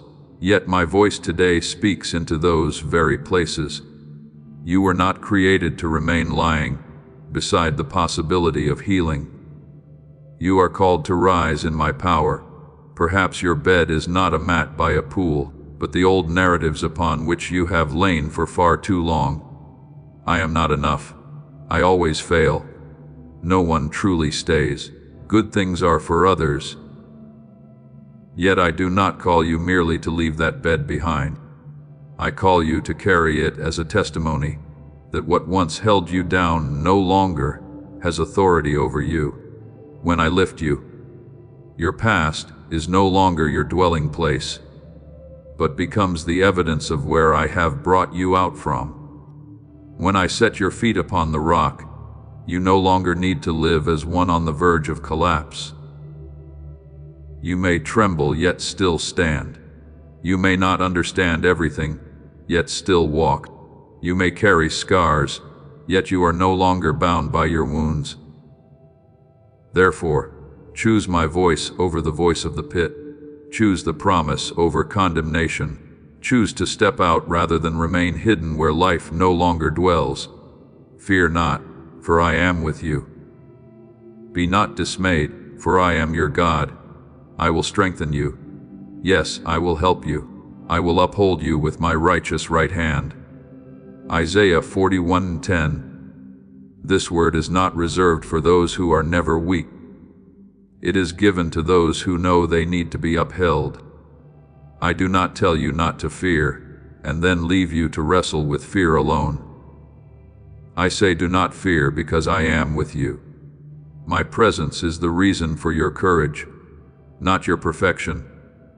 My beloved, let your heart cease, resisting the hand that longs to heal you. I do not draw you out of darkness to leave you lost in the light, but to teach your eyes to grow accustomed to true life. I do not call you out of false safety, to cast you into isolation, but so you may discover that beyond the old walls, I am still your refuge. God is our refuge and strength, a very present help in trouble. Psalm 46:1. Your refuge is not avoidance, it is me. Your strength is not self-protection. It is my presence within you. Your peace is not the absence of trials. It is the assurance that no trial can separate you from my hand. Now take your steps little by little, but take them truly. Allow my light to touch the places of your heart that have long been closed. Let my word replace the words that have diminished you. Let my hand hold yours in those first trembling steps. You do not need to run at once. You do not need to prove anything immediately. You do not need to understand everything right now. Simply do not refuse the life that is calling you out of where you have been. I am setting your feet again upon the rock, establishing your steps and teaching you to stand as one who no longer belongs to the pit. You belong to me. You belong to life. You belong to the future I have seen even while you are still struggling with today. Therefore, my child, listen to the voice of your Father.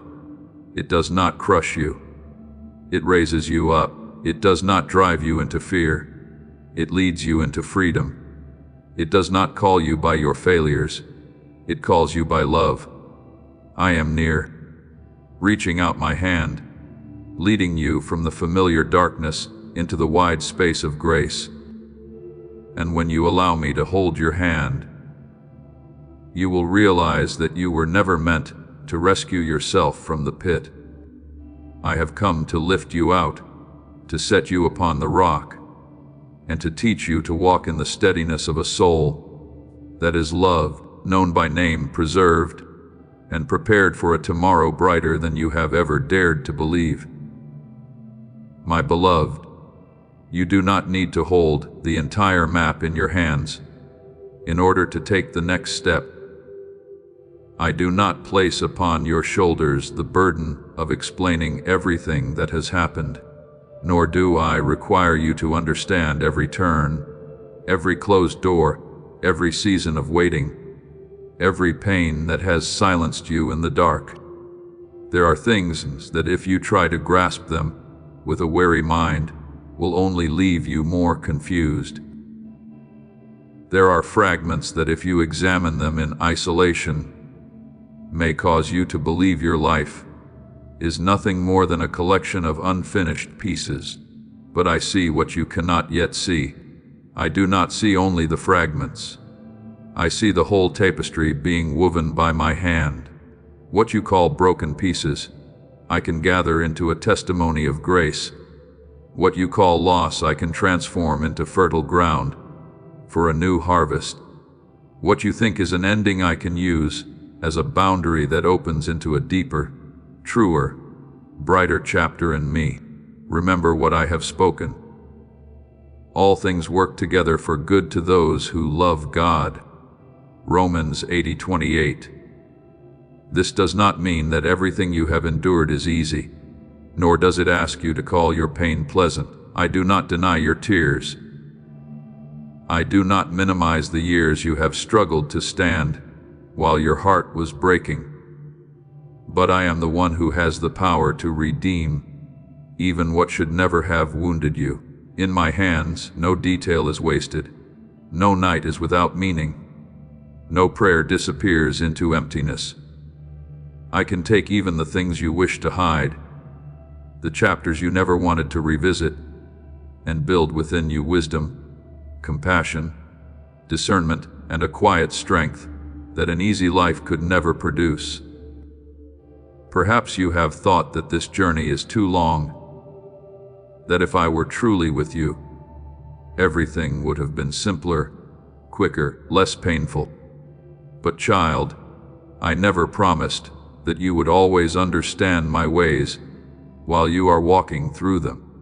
I promised that I would be with you, and my presence is more valuable than the explanations you seek. When you are in the valley, it is difficult to see the shape of the path. But from my height, I see where every step will lead. You see only a portion of the road before you. But I see the destination. I see who you are becoming. I see the lives you will touch. I see the harvest that will grow from the seeds of tears you do not yet understand. Therefore, do not let what you cannot see cause you to doubt the one who sees all. I have never led you this far, only to release you in the middle of the journey. If I have sustained you through the days you thought you could not endure, if I have upheld you through the nights when you barely had the strength to breathe, if I have preserved you through seasons no one knew how deeply you were hurting, then you must trust that I will not leave you now. I will never leave you nor forsake you. Hebrews 13:5. This word does not change with your emotions, does not weaken when you grow weary, does not lose its power when you doubt. It is a covenant of presence. I am with you when you are strong and when you are weak, when you walk swiftly and when you can only move step by step, when you are clear and when you are confused, when you can sing praises and when you can only remain silent before me. Remember the two disciples on the road to Emmaus after the crucifixion. They walked with heavy hearts, believing that all hope had ended, that what they once trusted had been shattered under the weight of the cross. They spoke of their disappointment, yet did not recognize that the risen Lord was walking beside them. He did not leave them in their confusion. He opened the scriptures to them, explained what they did not understand. And when he broke the bread, their eyes were opened. Luke 24:35. My beloved, there are times when you are like them, walking in sorrow, thinking I am absent, while I am drawing very near. Often you will only realize later that, in the very path where you felt most alone, I was beside you, speaking to your heart, steadying your steps, and preparing for your eyes to be opened at the appointed time. Because I love you, I will not allow you to live a shallow life centered only on avoiding pain and seeking comfort. I did not create you merely to exist from day to day, to breathe without truly living, to repeat old patterns within a soul that has grown too confined. I desire for you to grow. I desire for you to be transformed. I desire for you to live with the depth of one who has encountered me in both light and darkness, who has learned to trust me without seeing, who has learned to love even after being wounded, who has learned to stand not because they have never fallen, but because they know the hand that lifts them up. The life I have for you is not shallow. It has roots. It has fire. It has purpose.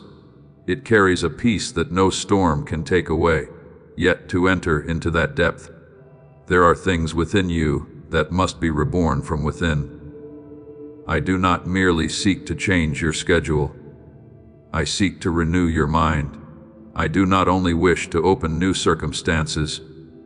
I want to open your spiritual eyes so that you may see yourself and your life through truth.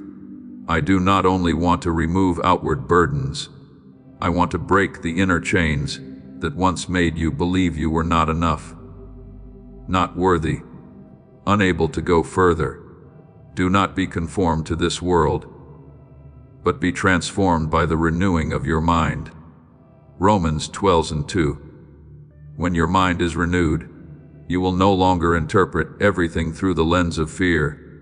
You will begin to see difficult seasons, not only as places of wounding, but as places where I refine you, not only as times of loss, but as moments where I deepen your roots, not only as waiting, but as preparation for a greater capacity to receive what I will give. My beloved, you do not need to return and untangle every knot of your past by your own strength before you can move forward. There are things I will explain to you in their proper time. There are things I will heal before you fully understand them. There are pieces you will only recognize when you look back after many seasons. What I invite you to do today is to trust me in your next step. Entrust to me what you do not understand.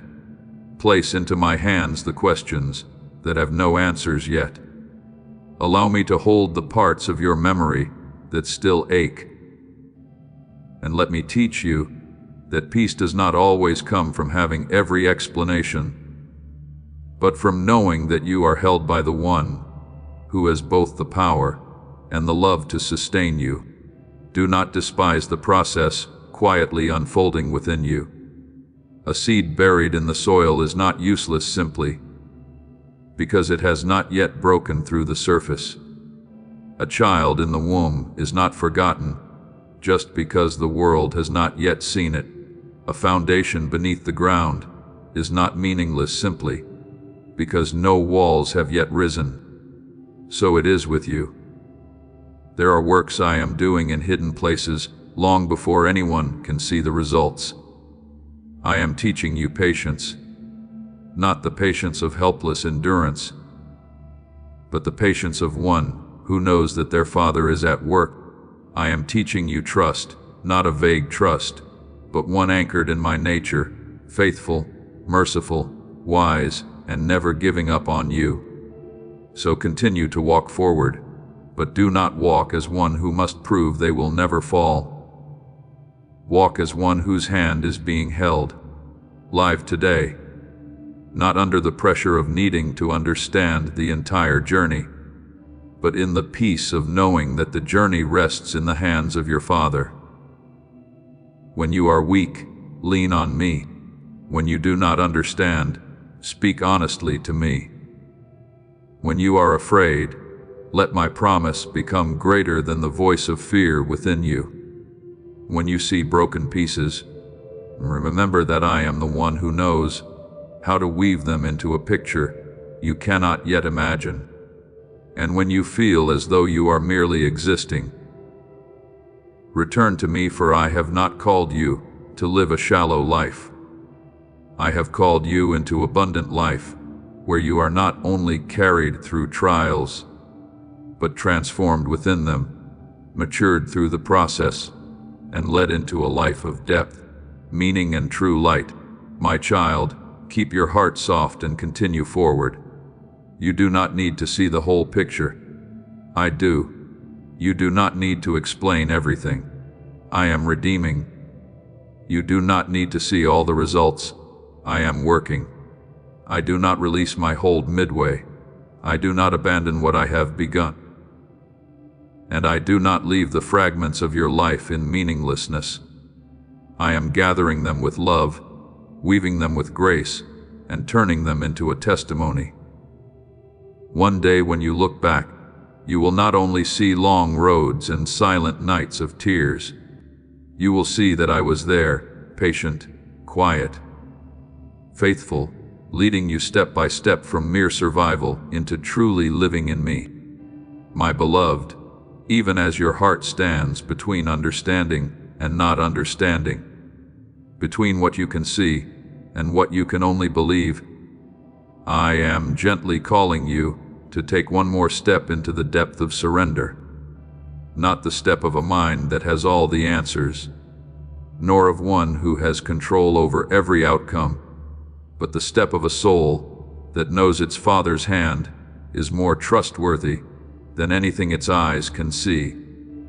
There are things you go through that cannot be explained in the moment of pain. For a wounded heart often sees only the cut and not yet the healing hand. But child, in my kingdom, not a single tear falls unnoticed. Not a single wound remains unseen. Not a single dark season lies beyond my redeeming power, my promise that He will wipe away every tear from their eyes.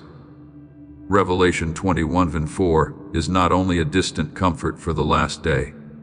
It is a light quietly at work, even now within your present. Little by little, until what you once wept over is placed into my hands, and becomes a place where grace is revealed. I did not bring you to this moment by accident. You may think this is just another ordinary moment in the noise of life, but in my sight, it is a meeting point of the soul, a place where you are invited to choose again, to breathe again, to trust again, and to begin again in a way that no longer depends on your own strength. You have often tried to rebuild yourself by sheer will, tried to convince yourself to be strong, to understand, to move on quickly. But I do not ask you to enter this new chapter through such perfection. What I seek in you is a sincere heart, an open door, a yes that may be small, trembling, and uncertain of all that will follow. Do not despise quiet surrender. Great rivers often begin from a small spring. Eternal miracles often begin with a humble response in the hidden place. When Mary received the message, she did not hold every explanation in her hands, nor did she see the full path ahead with all its misunderstanding, pain, and glory. Yet she said, "Behold the servant of the Lord, let it be to me according to your word." Luke 1:38. It was that willingness that opened the way for the miraculous to take form. So it is with you. The great work I desire to do within you does not begin with a display of strength before others, but with a softness before me. I do not require a faith that never trembles. I invite you to place that trembling into my hands. I do not need you to possess every ability. I ask you to trust that the one who calls you is also the one who equips you. I do not ask you to prove your worth. I ask you to remain in the love that chose you before you understood yourself. One sincere yes can open what years of striving could never unlock. A surrender in love can melt the walls fear has built around your soul. A decision to return to me can redirect the course of your entire life. Not because you suddenly become perfect, but because you allow grace to begin its work in the places you once kept closed. Yet, my beloved, I do not conceal from you that the path of true life is not without resistance. When you begin to rise, there will be voices that try to pull you back down. When you begin to believe, arrows of doubt will aim for the tender places in your heart. When you step toward the light, the familiar darkness may call your name with old words, reminding you of your failures and suggesting that hope is too far away. You must understand this so that you do not mistake every heavy thought for truth, for we do not wrestle against flesh and blood, but against principalities, against powers, against the rulers of the darkness of this age, against spiritual forces of evil in the heavenly places. Ephesians 6:12. There is a battle within the depths of your mind and soul, where the enemy seeks to make you forget who you belong to. Forget the light that has been placed within you. Forget that I have never withdrawn my calling. Therefore, when doubt comes, do not rush to conclude that you have lost your faith. When fear rises, do not assume that you have failed. When hopelessness whispers that nothing will ever change, recognize that this is not the voice of your Father. My voice may correct you, but it does not crush you. My voice may awaken you, but it does not steal your hope. My voice may lead you through truths that are difficult to face, yet it always carries you toward life. The enemy, however, uses condemnation to make you withdraw, shame to silence you, and fear to cause you to question my love. But I have given you the armor of light, truth as your belt. righteousness as your breastplate, faith to extinguish the fiery darts of the evil one, salvation to guard your mind, and my word as the sword of the Spirit. Ephesians 6:4-17. You do not stand empty-handed in this battle. You are covered by me. Remember Nehemiah, when he returned to rebuild the walls of Jerusalem. The work was not merely about placing stones upon one another. It was the restoration of dignity, identity, and protection for a people who had lived among ruins. Yet, as soon as the work began, Sanballat and Tobiah arose to mock, threaten, sow fear, and discourage the builders. Nehemiah did not abandon the work because of opposing voices. He prayed, set guards, and the people labored while holding their weapons. Nehemiah 4. Do you see? There are seasons when you are also rebuilding the walls within your soul, the walls of faith, identity, peace, and discernment. Do not be surprised when voices of mockery arise in your mind. Pray, stay watchful, and keep building. What I am restoring in you is worth your steadfastness. You do not need to fight in panic, nor must you defeat every shadow by your own strength. Fight by remaining near me. Fight through sincere prayer. Fight by holding on to my word when your emotions shift. Fight by refusing to believe the lies that have become familiar. When a thought tells you there is no hope, answer it with the truth that I am the God of resurrection. When a thought tells you that you are not loved, remember that I have loved you with an everlasting love. When a thought tells you that you are not strong enough, remember that my grace is sufficient for you, for my power is made perfect in weakness. 2 Corinthians 12:9. Faith is not always a strong feeling. Often it is a quiet whisper in the night. Father, I still choose to trust you. My beloved, do not fear this crossroads. I have not brought you here to collapse under the weight of choice, but to realize that the door back to life remains open. You are not required to be perfect before entering. You do not have to win every battle in a single day before I embrace you. You need only open your heart to me. Allow my word to become the voice above all others. Allow my light to touch the places you have long hidden. Allow my spirit to rekindle the faith that once lay covered in ashes. Say yes to me in the nearest step. Choose life in the smallest decision. Turn your face toward the light, even if part of you still feels afraid. I am with you in this very moment. I see what you cannot yet name. I understand the battles you do not have words to explain. I know what is drawing near and what is trying to pull you back. But I also know the power I have placed within you, the love that surrounds you, and the future I have prepared for you. Therefore, step deeper into trust, not because everything is clear, but because I am the one who sees all things clearly. Please know that every seed you plant in this mission will grow into a torch that shines in someone else's darkness. Giving to this work through the link in the description or the pinned comment, whether by buying a coffee, making a donation, or becoming a member of our Ko-Fi community, does not go to a channel. Your actions are supporting a divine mission to save lost souls. Heaven moves through willing voices, but it grows through hearts that are kind. This is what I say over you now. Each gift you give is like a stream of living water that flows into the life of someone who needs healing. Give, and it will be given to you is not just a verse for Jesus.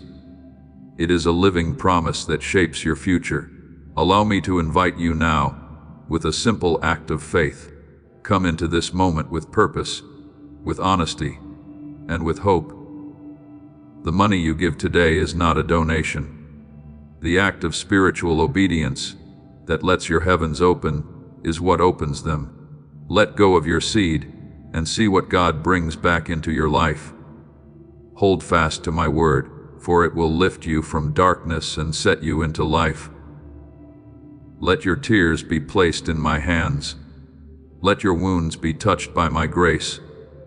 Let your yes become the beginning of a new flow. And as you continue to walk, you will discover that the battle cannot consume you.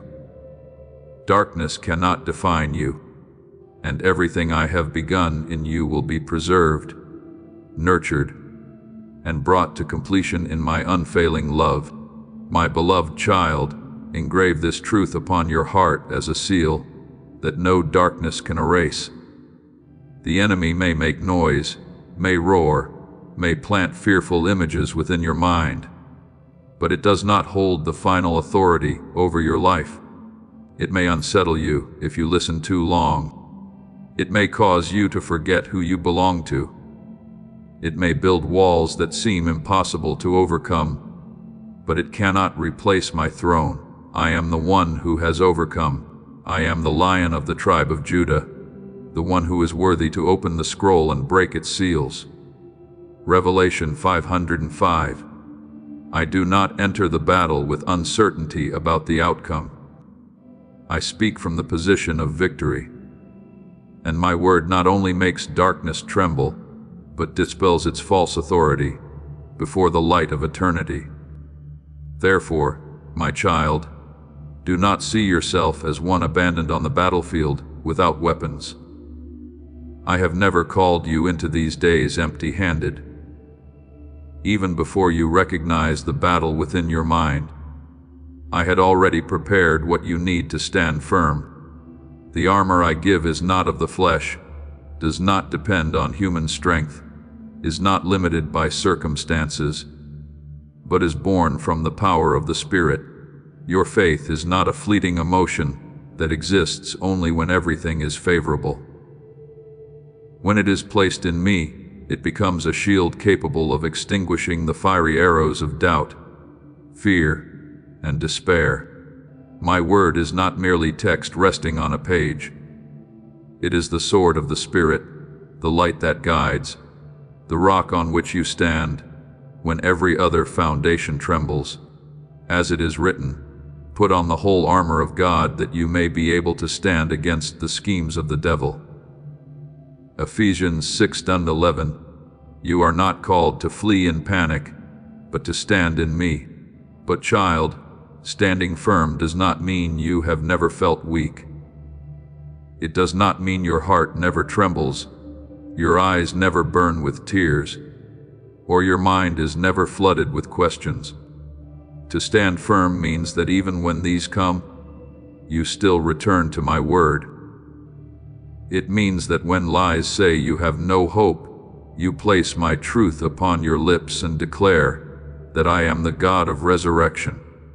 It means that when fear says you will fall, you remember that the Lord is my strength and my shield. My heart trusted in him, and I am helped.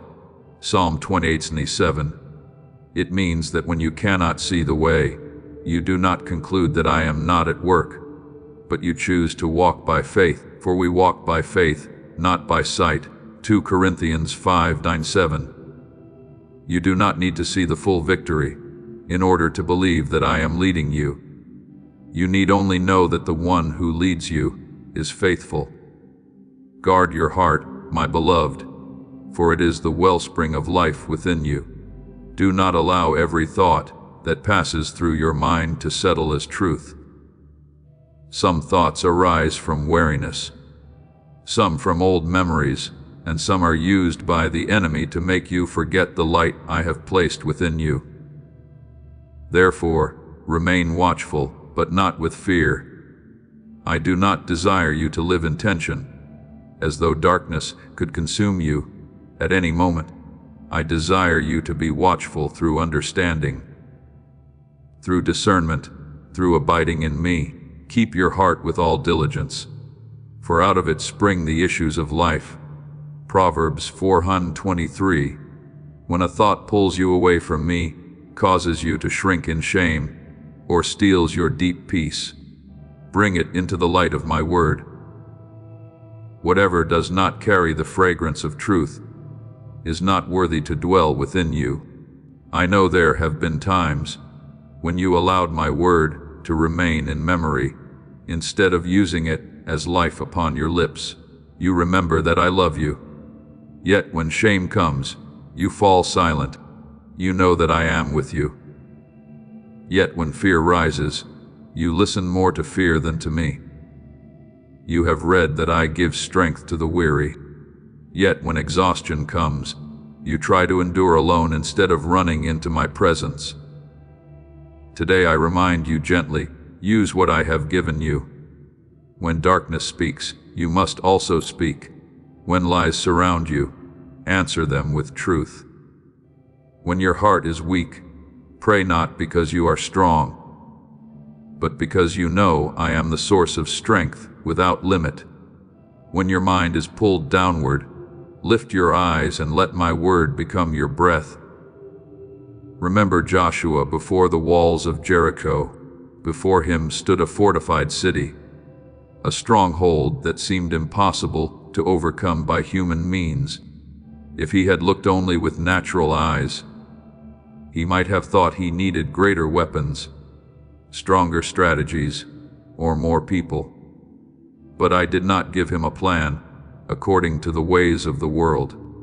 I told the people to walk around the city, to blow the trumpets, to remain silent, to wait for the appointed moment, and then to shout according to my command. It may have seemed unreasonable in human understanding. Yet obedience in what appeared small opened the way for my power to be revealed. When the trumpet sounded and the people shouted, the walls of Jericho fell. Joshua 6. Do you see? Victory does not come from fully understanding the method, but from trusting the one who has spoken. There are walls in your life that resemble Jericho. The wall of fear has stood there for far too long. The wall of doubt has convinced you that you cannot go any further. The wall of old habits, old wounds, old accusation, and old weariness seems too solid to fall. But my beloved, do not measure my power by the thickness of the wall. Do not measure your future by what has stood in your way for years. When I speak, even the impossible must give way. When I lead you in obedience, step by step, even when those steps feel quiet, repetitive, unimpressive, deep beneath the surface, the foundations of that wall are already trembling. Some collapses do not begin with a loud crash, but with a heart that chooses to follow my voice one more day.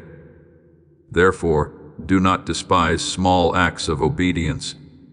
Do not underestimate the short prayer you whisper in your exhaustion. Do not dismiss a single verse you repeat in the midst of anxiety. Do not overlook the moment you reject a lie and choose to believe the truth. These are your weapons.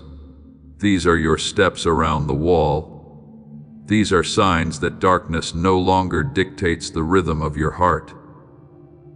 I am training you not merely to survive a trial, but to enter into the abundant life I have prepared for you. For it is written, I have come that they may have life, and that they may have it more abundantly.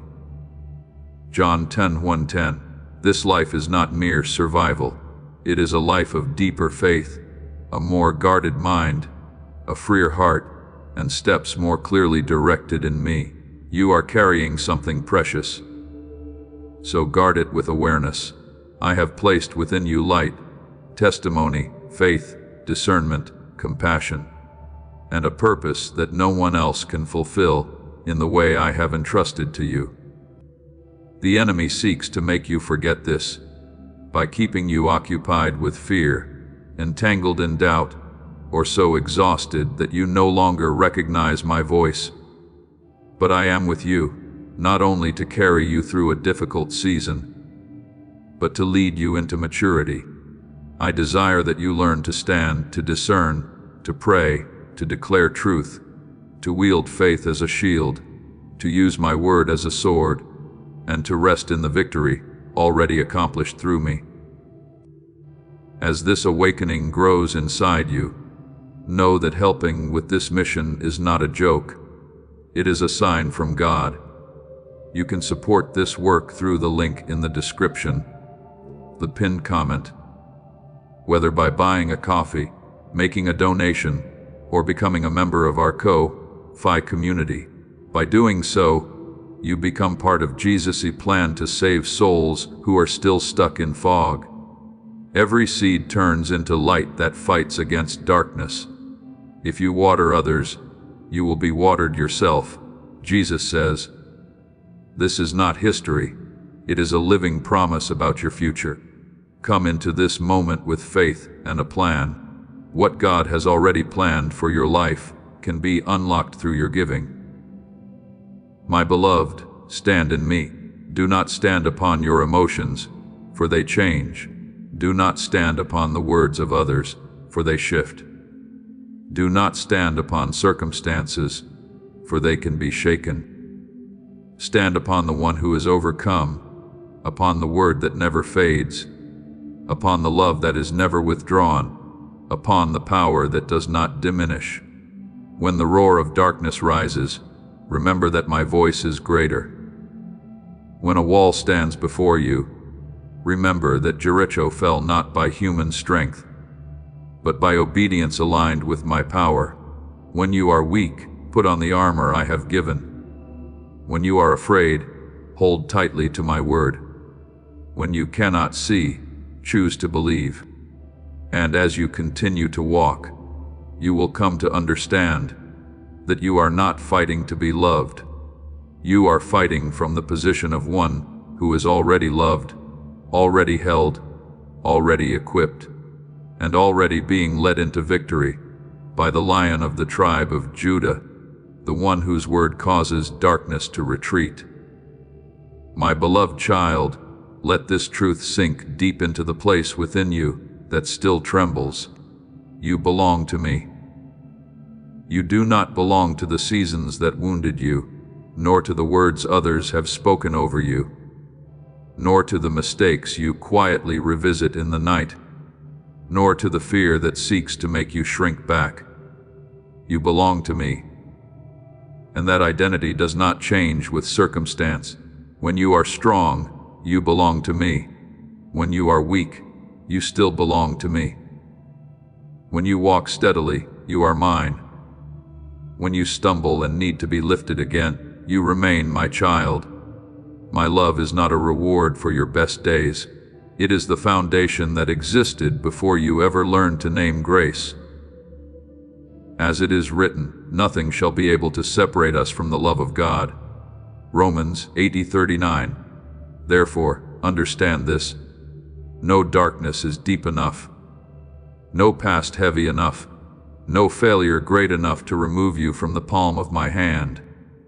Perhaps there have been moments when you thought my choosing of you was as fragile as human acceptance. That if you were not good enough, strong enough, or bright enough, I would turn away. But my child, I did not choose you impulsively, and I do not withdraw based on passing emotion. I saw your entire journey before you stepped into your very first day. I knew the turns, the nights you wept, the times you fell, the questions you have not dared to speak, the wounds you tried to hide beneath what seemed normal. And knowing all of this, I still called you in love. I have called you by your name. You are mine.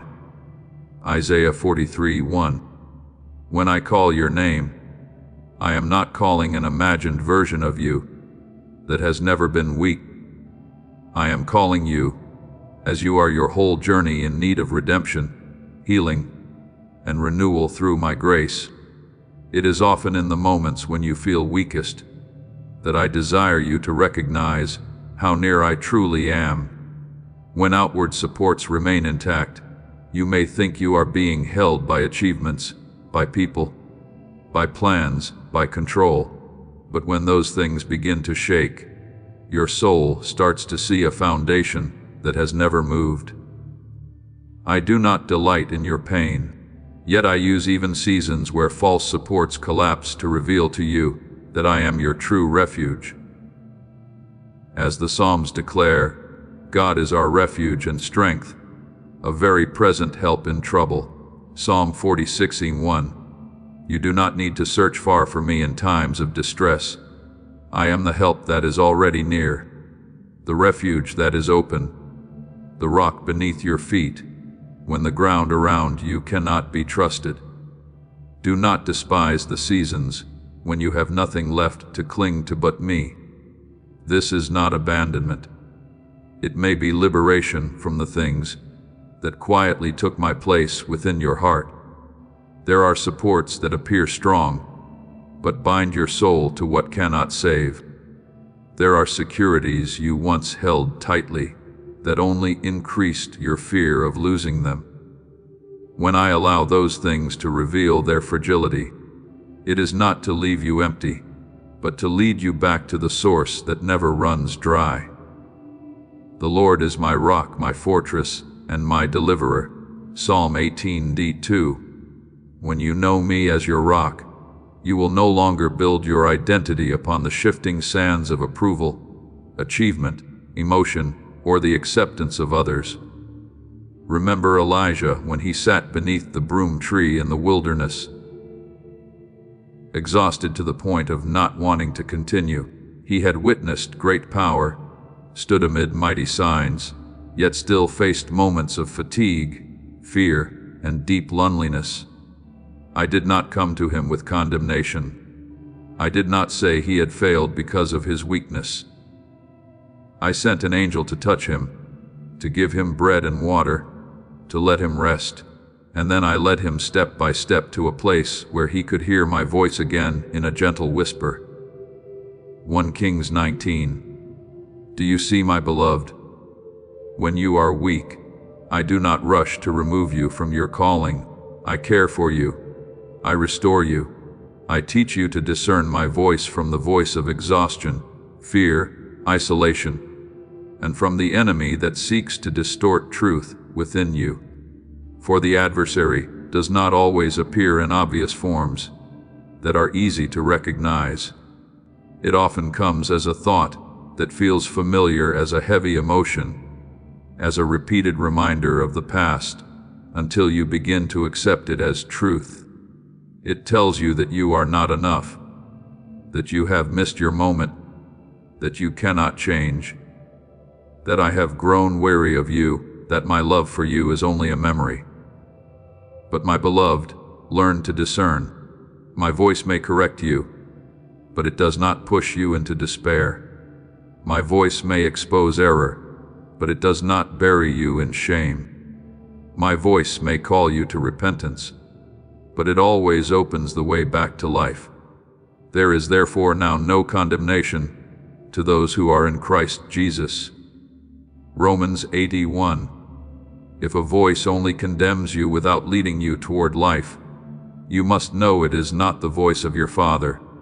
I do not revisit your past to crush you. When I touch your memories, I do so as a healer, not as an accuser. I bring hidden things into the light, not to shame you before me, but so they no longer quietly rule you in the dark. There are wounds that must be named in order to be healed. There are lies that must be recognized in order to be broken.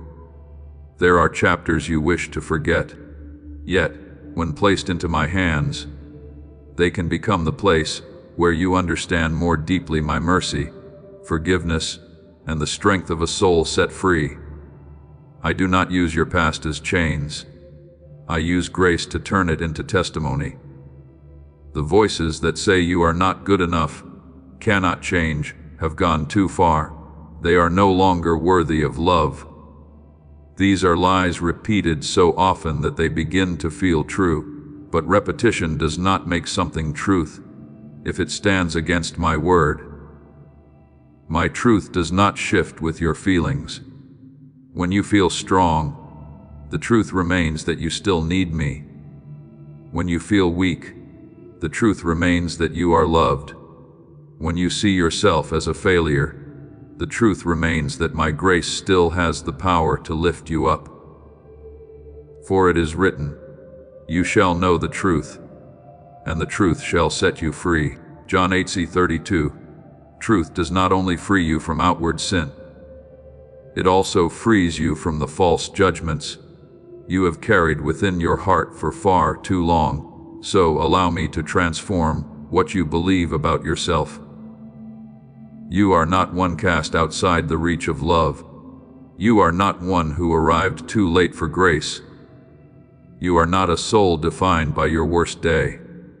You were loved before you ever did anything worthy of pride. Chosen before you understood the calling. Held even when you thought you were falling. Remember the woman caught in sin and brought before Jesus. Others held stones, but Christ did not use truth to destroy her. He used truth to open a new way. He said, "Neither do I condemn you. Go and sin no more." John 18:11. This is my heart, I do not deny sin, but neither do I allow it to have the final voice over a soul called into life. My beloved, guard your mind as one who stands watch at the gates of a city. Do not allow every thought that passes through to become a resident within you. When a thought brings despair, bring it before my word. When a feeling tells you that you have been abandoned, place it under the truth that I will never leave you, nor forsake you.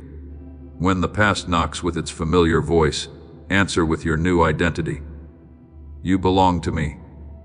This is not empty self-persuasion. This is learning to stand on the rock of my word, rather than the shifting sand of emotion, casting down arguments and every high thing that exalts itself against the knowledge of God, bringing every thought into captivity to the obedience of Christ. 2 Corinthians 10:9-5. You are not powerless before what passes through your mind and me. You are equipped to choose truth. My child, when you feel weak, do not run from me. Run to me. When you hear condemnation, do not sit and entertain it. Bring your heart into the light. When you feel unworthy, remember that my love is not purchased by your worthiness, but given through my mercy. You have never been beyond my reach.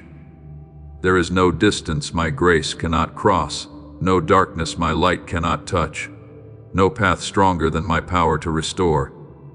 Remain in this truth. You belong to me. You are loved, you are chosen, you are kept. And the lies that once clung to you no longer have authority to define your life.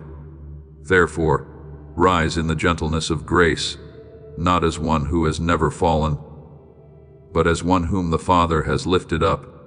Let me be your refuge in trouble, your rock when every other support shakes, the voice that rises above every accusation, the truth that breaks every chain within your mind.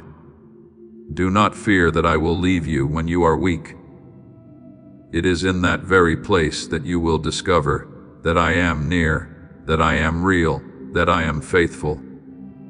And as you continue to walk in truth, you will see the lies that once bound you begin to lose their power, while my voice within you grows clearer, warmer, stronger. You are mine, and nothing can take you from the everlasting love of your Father.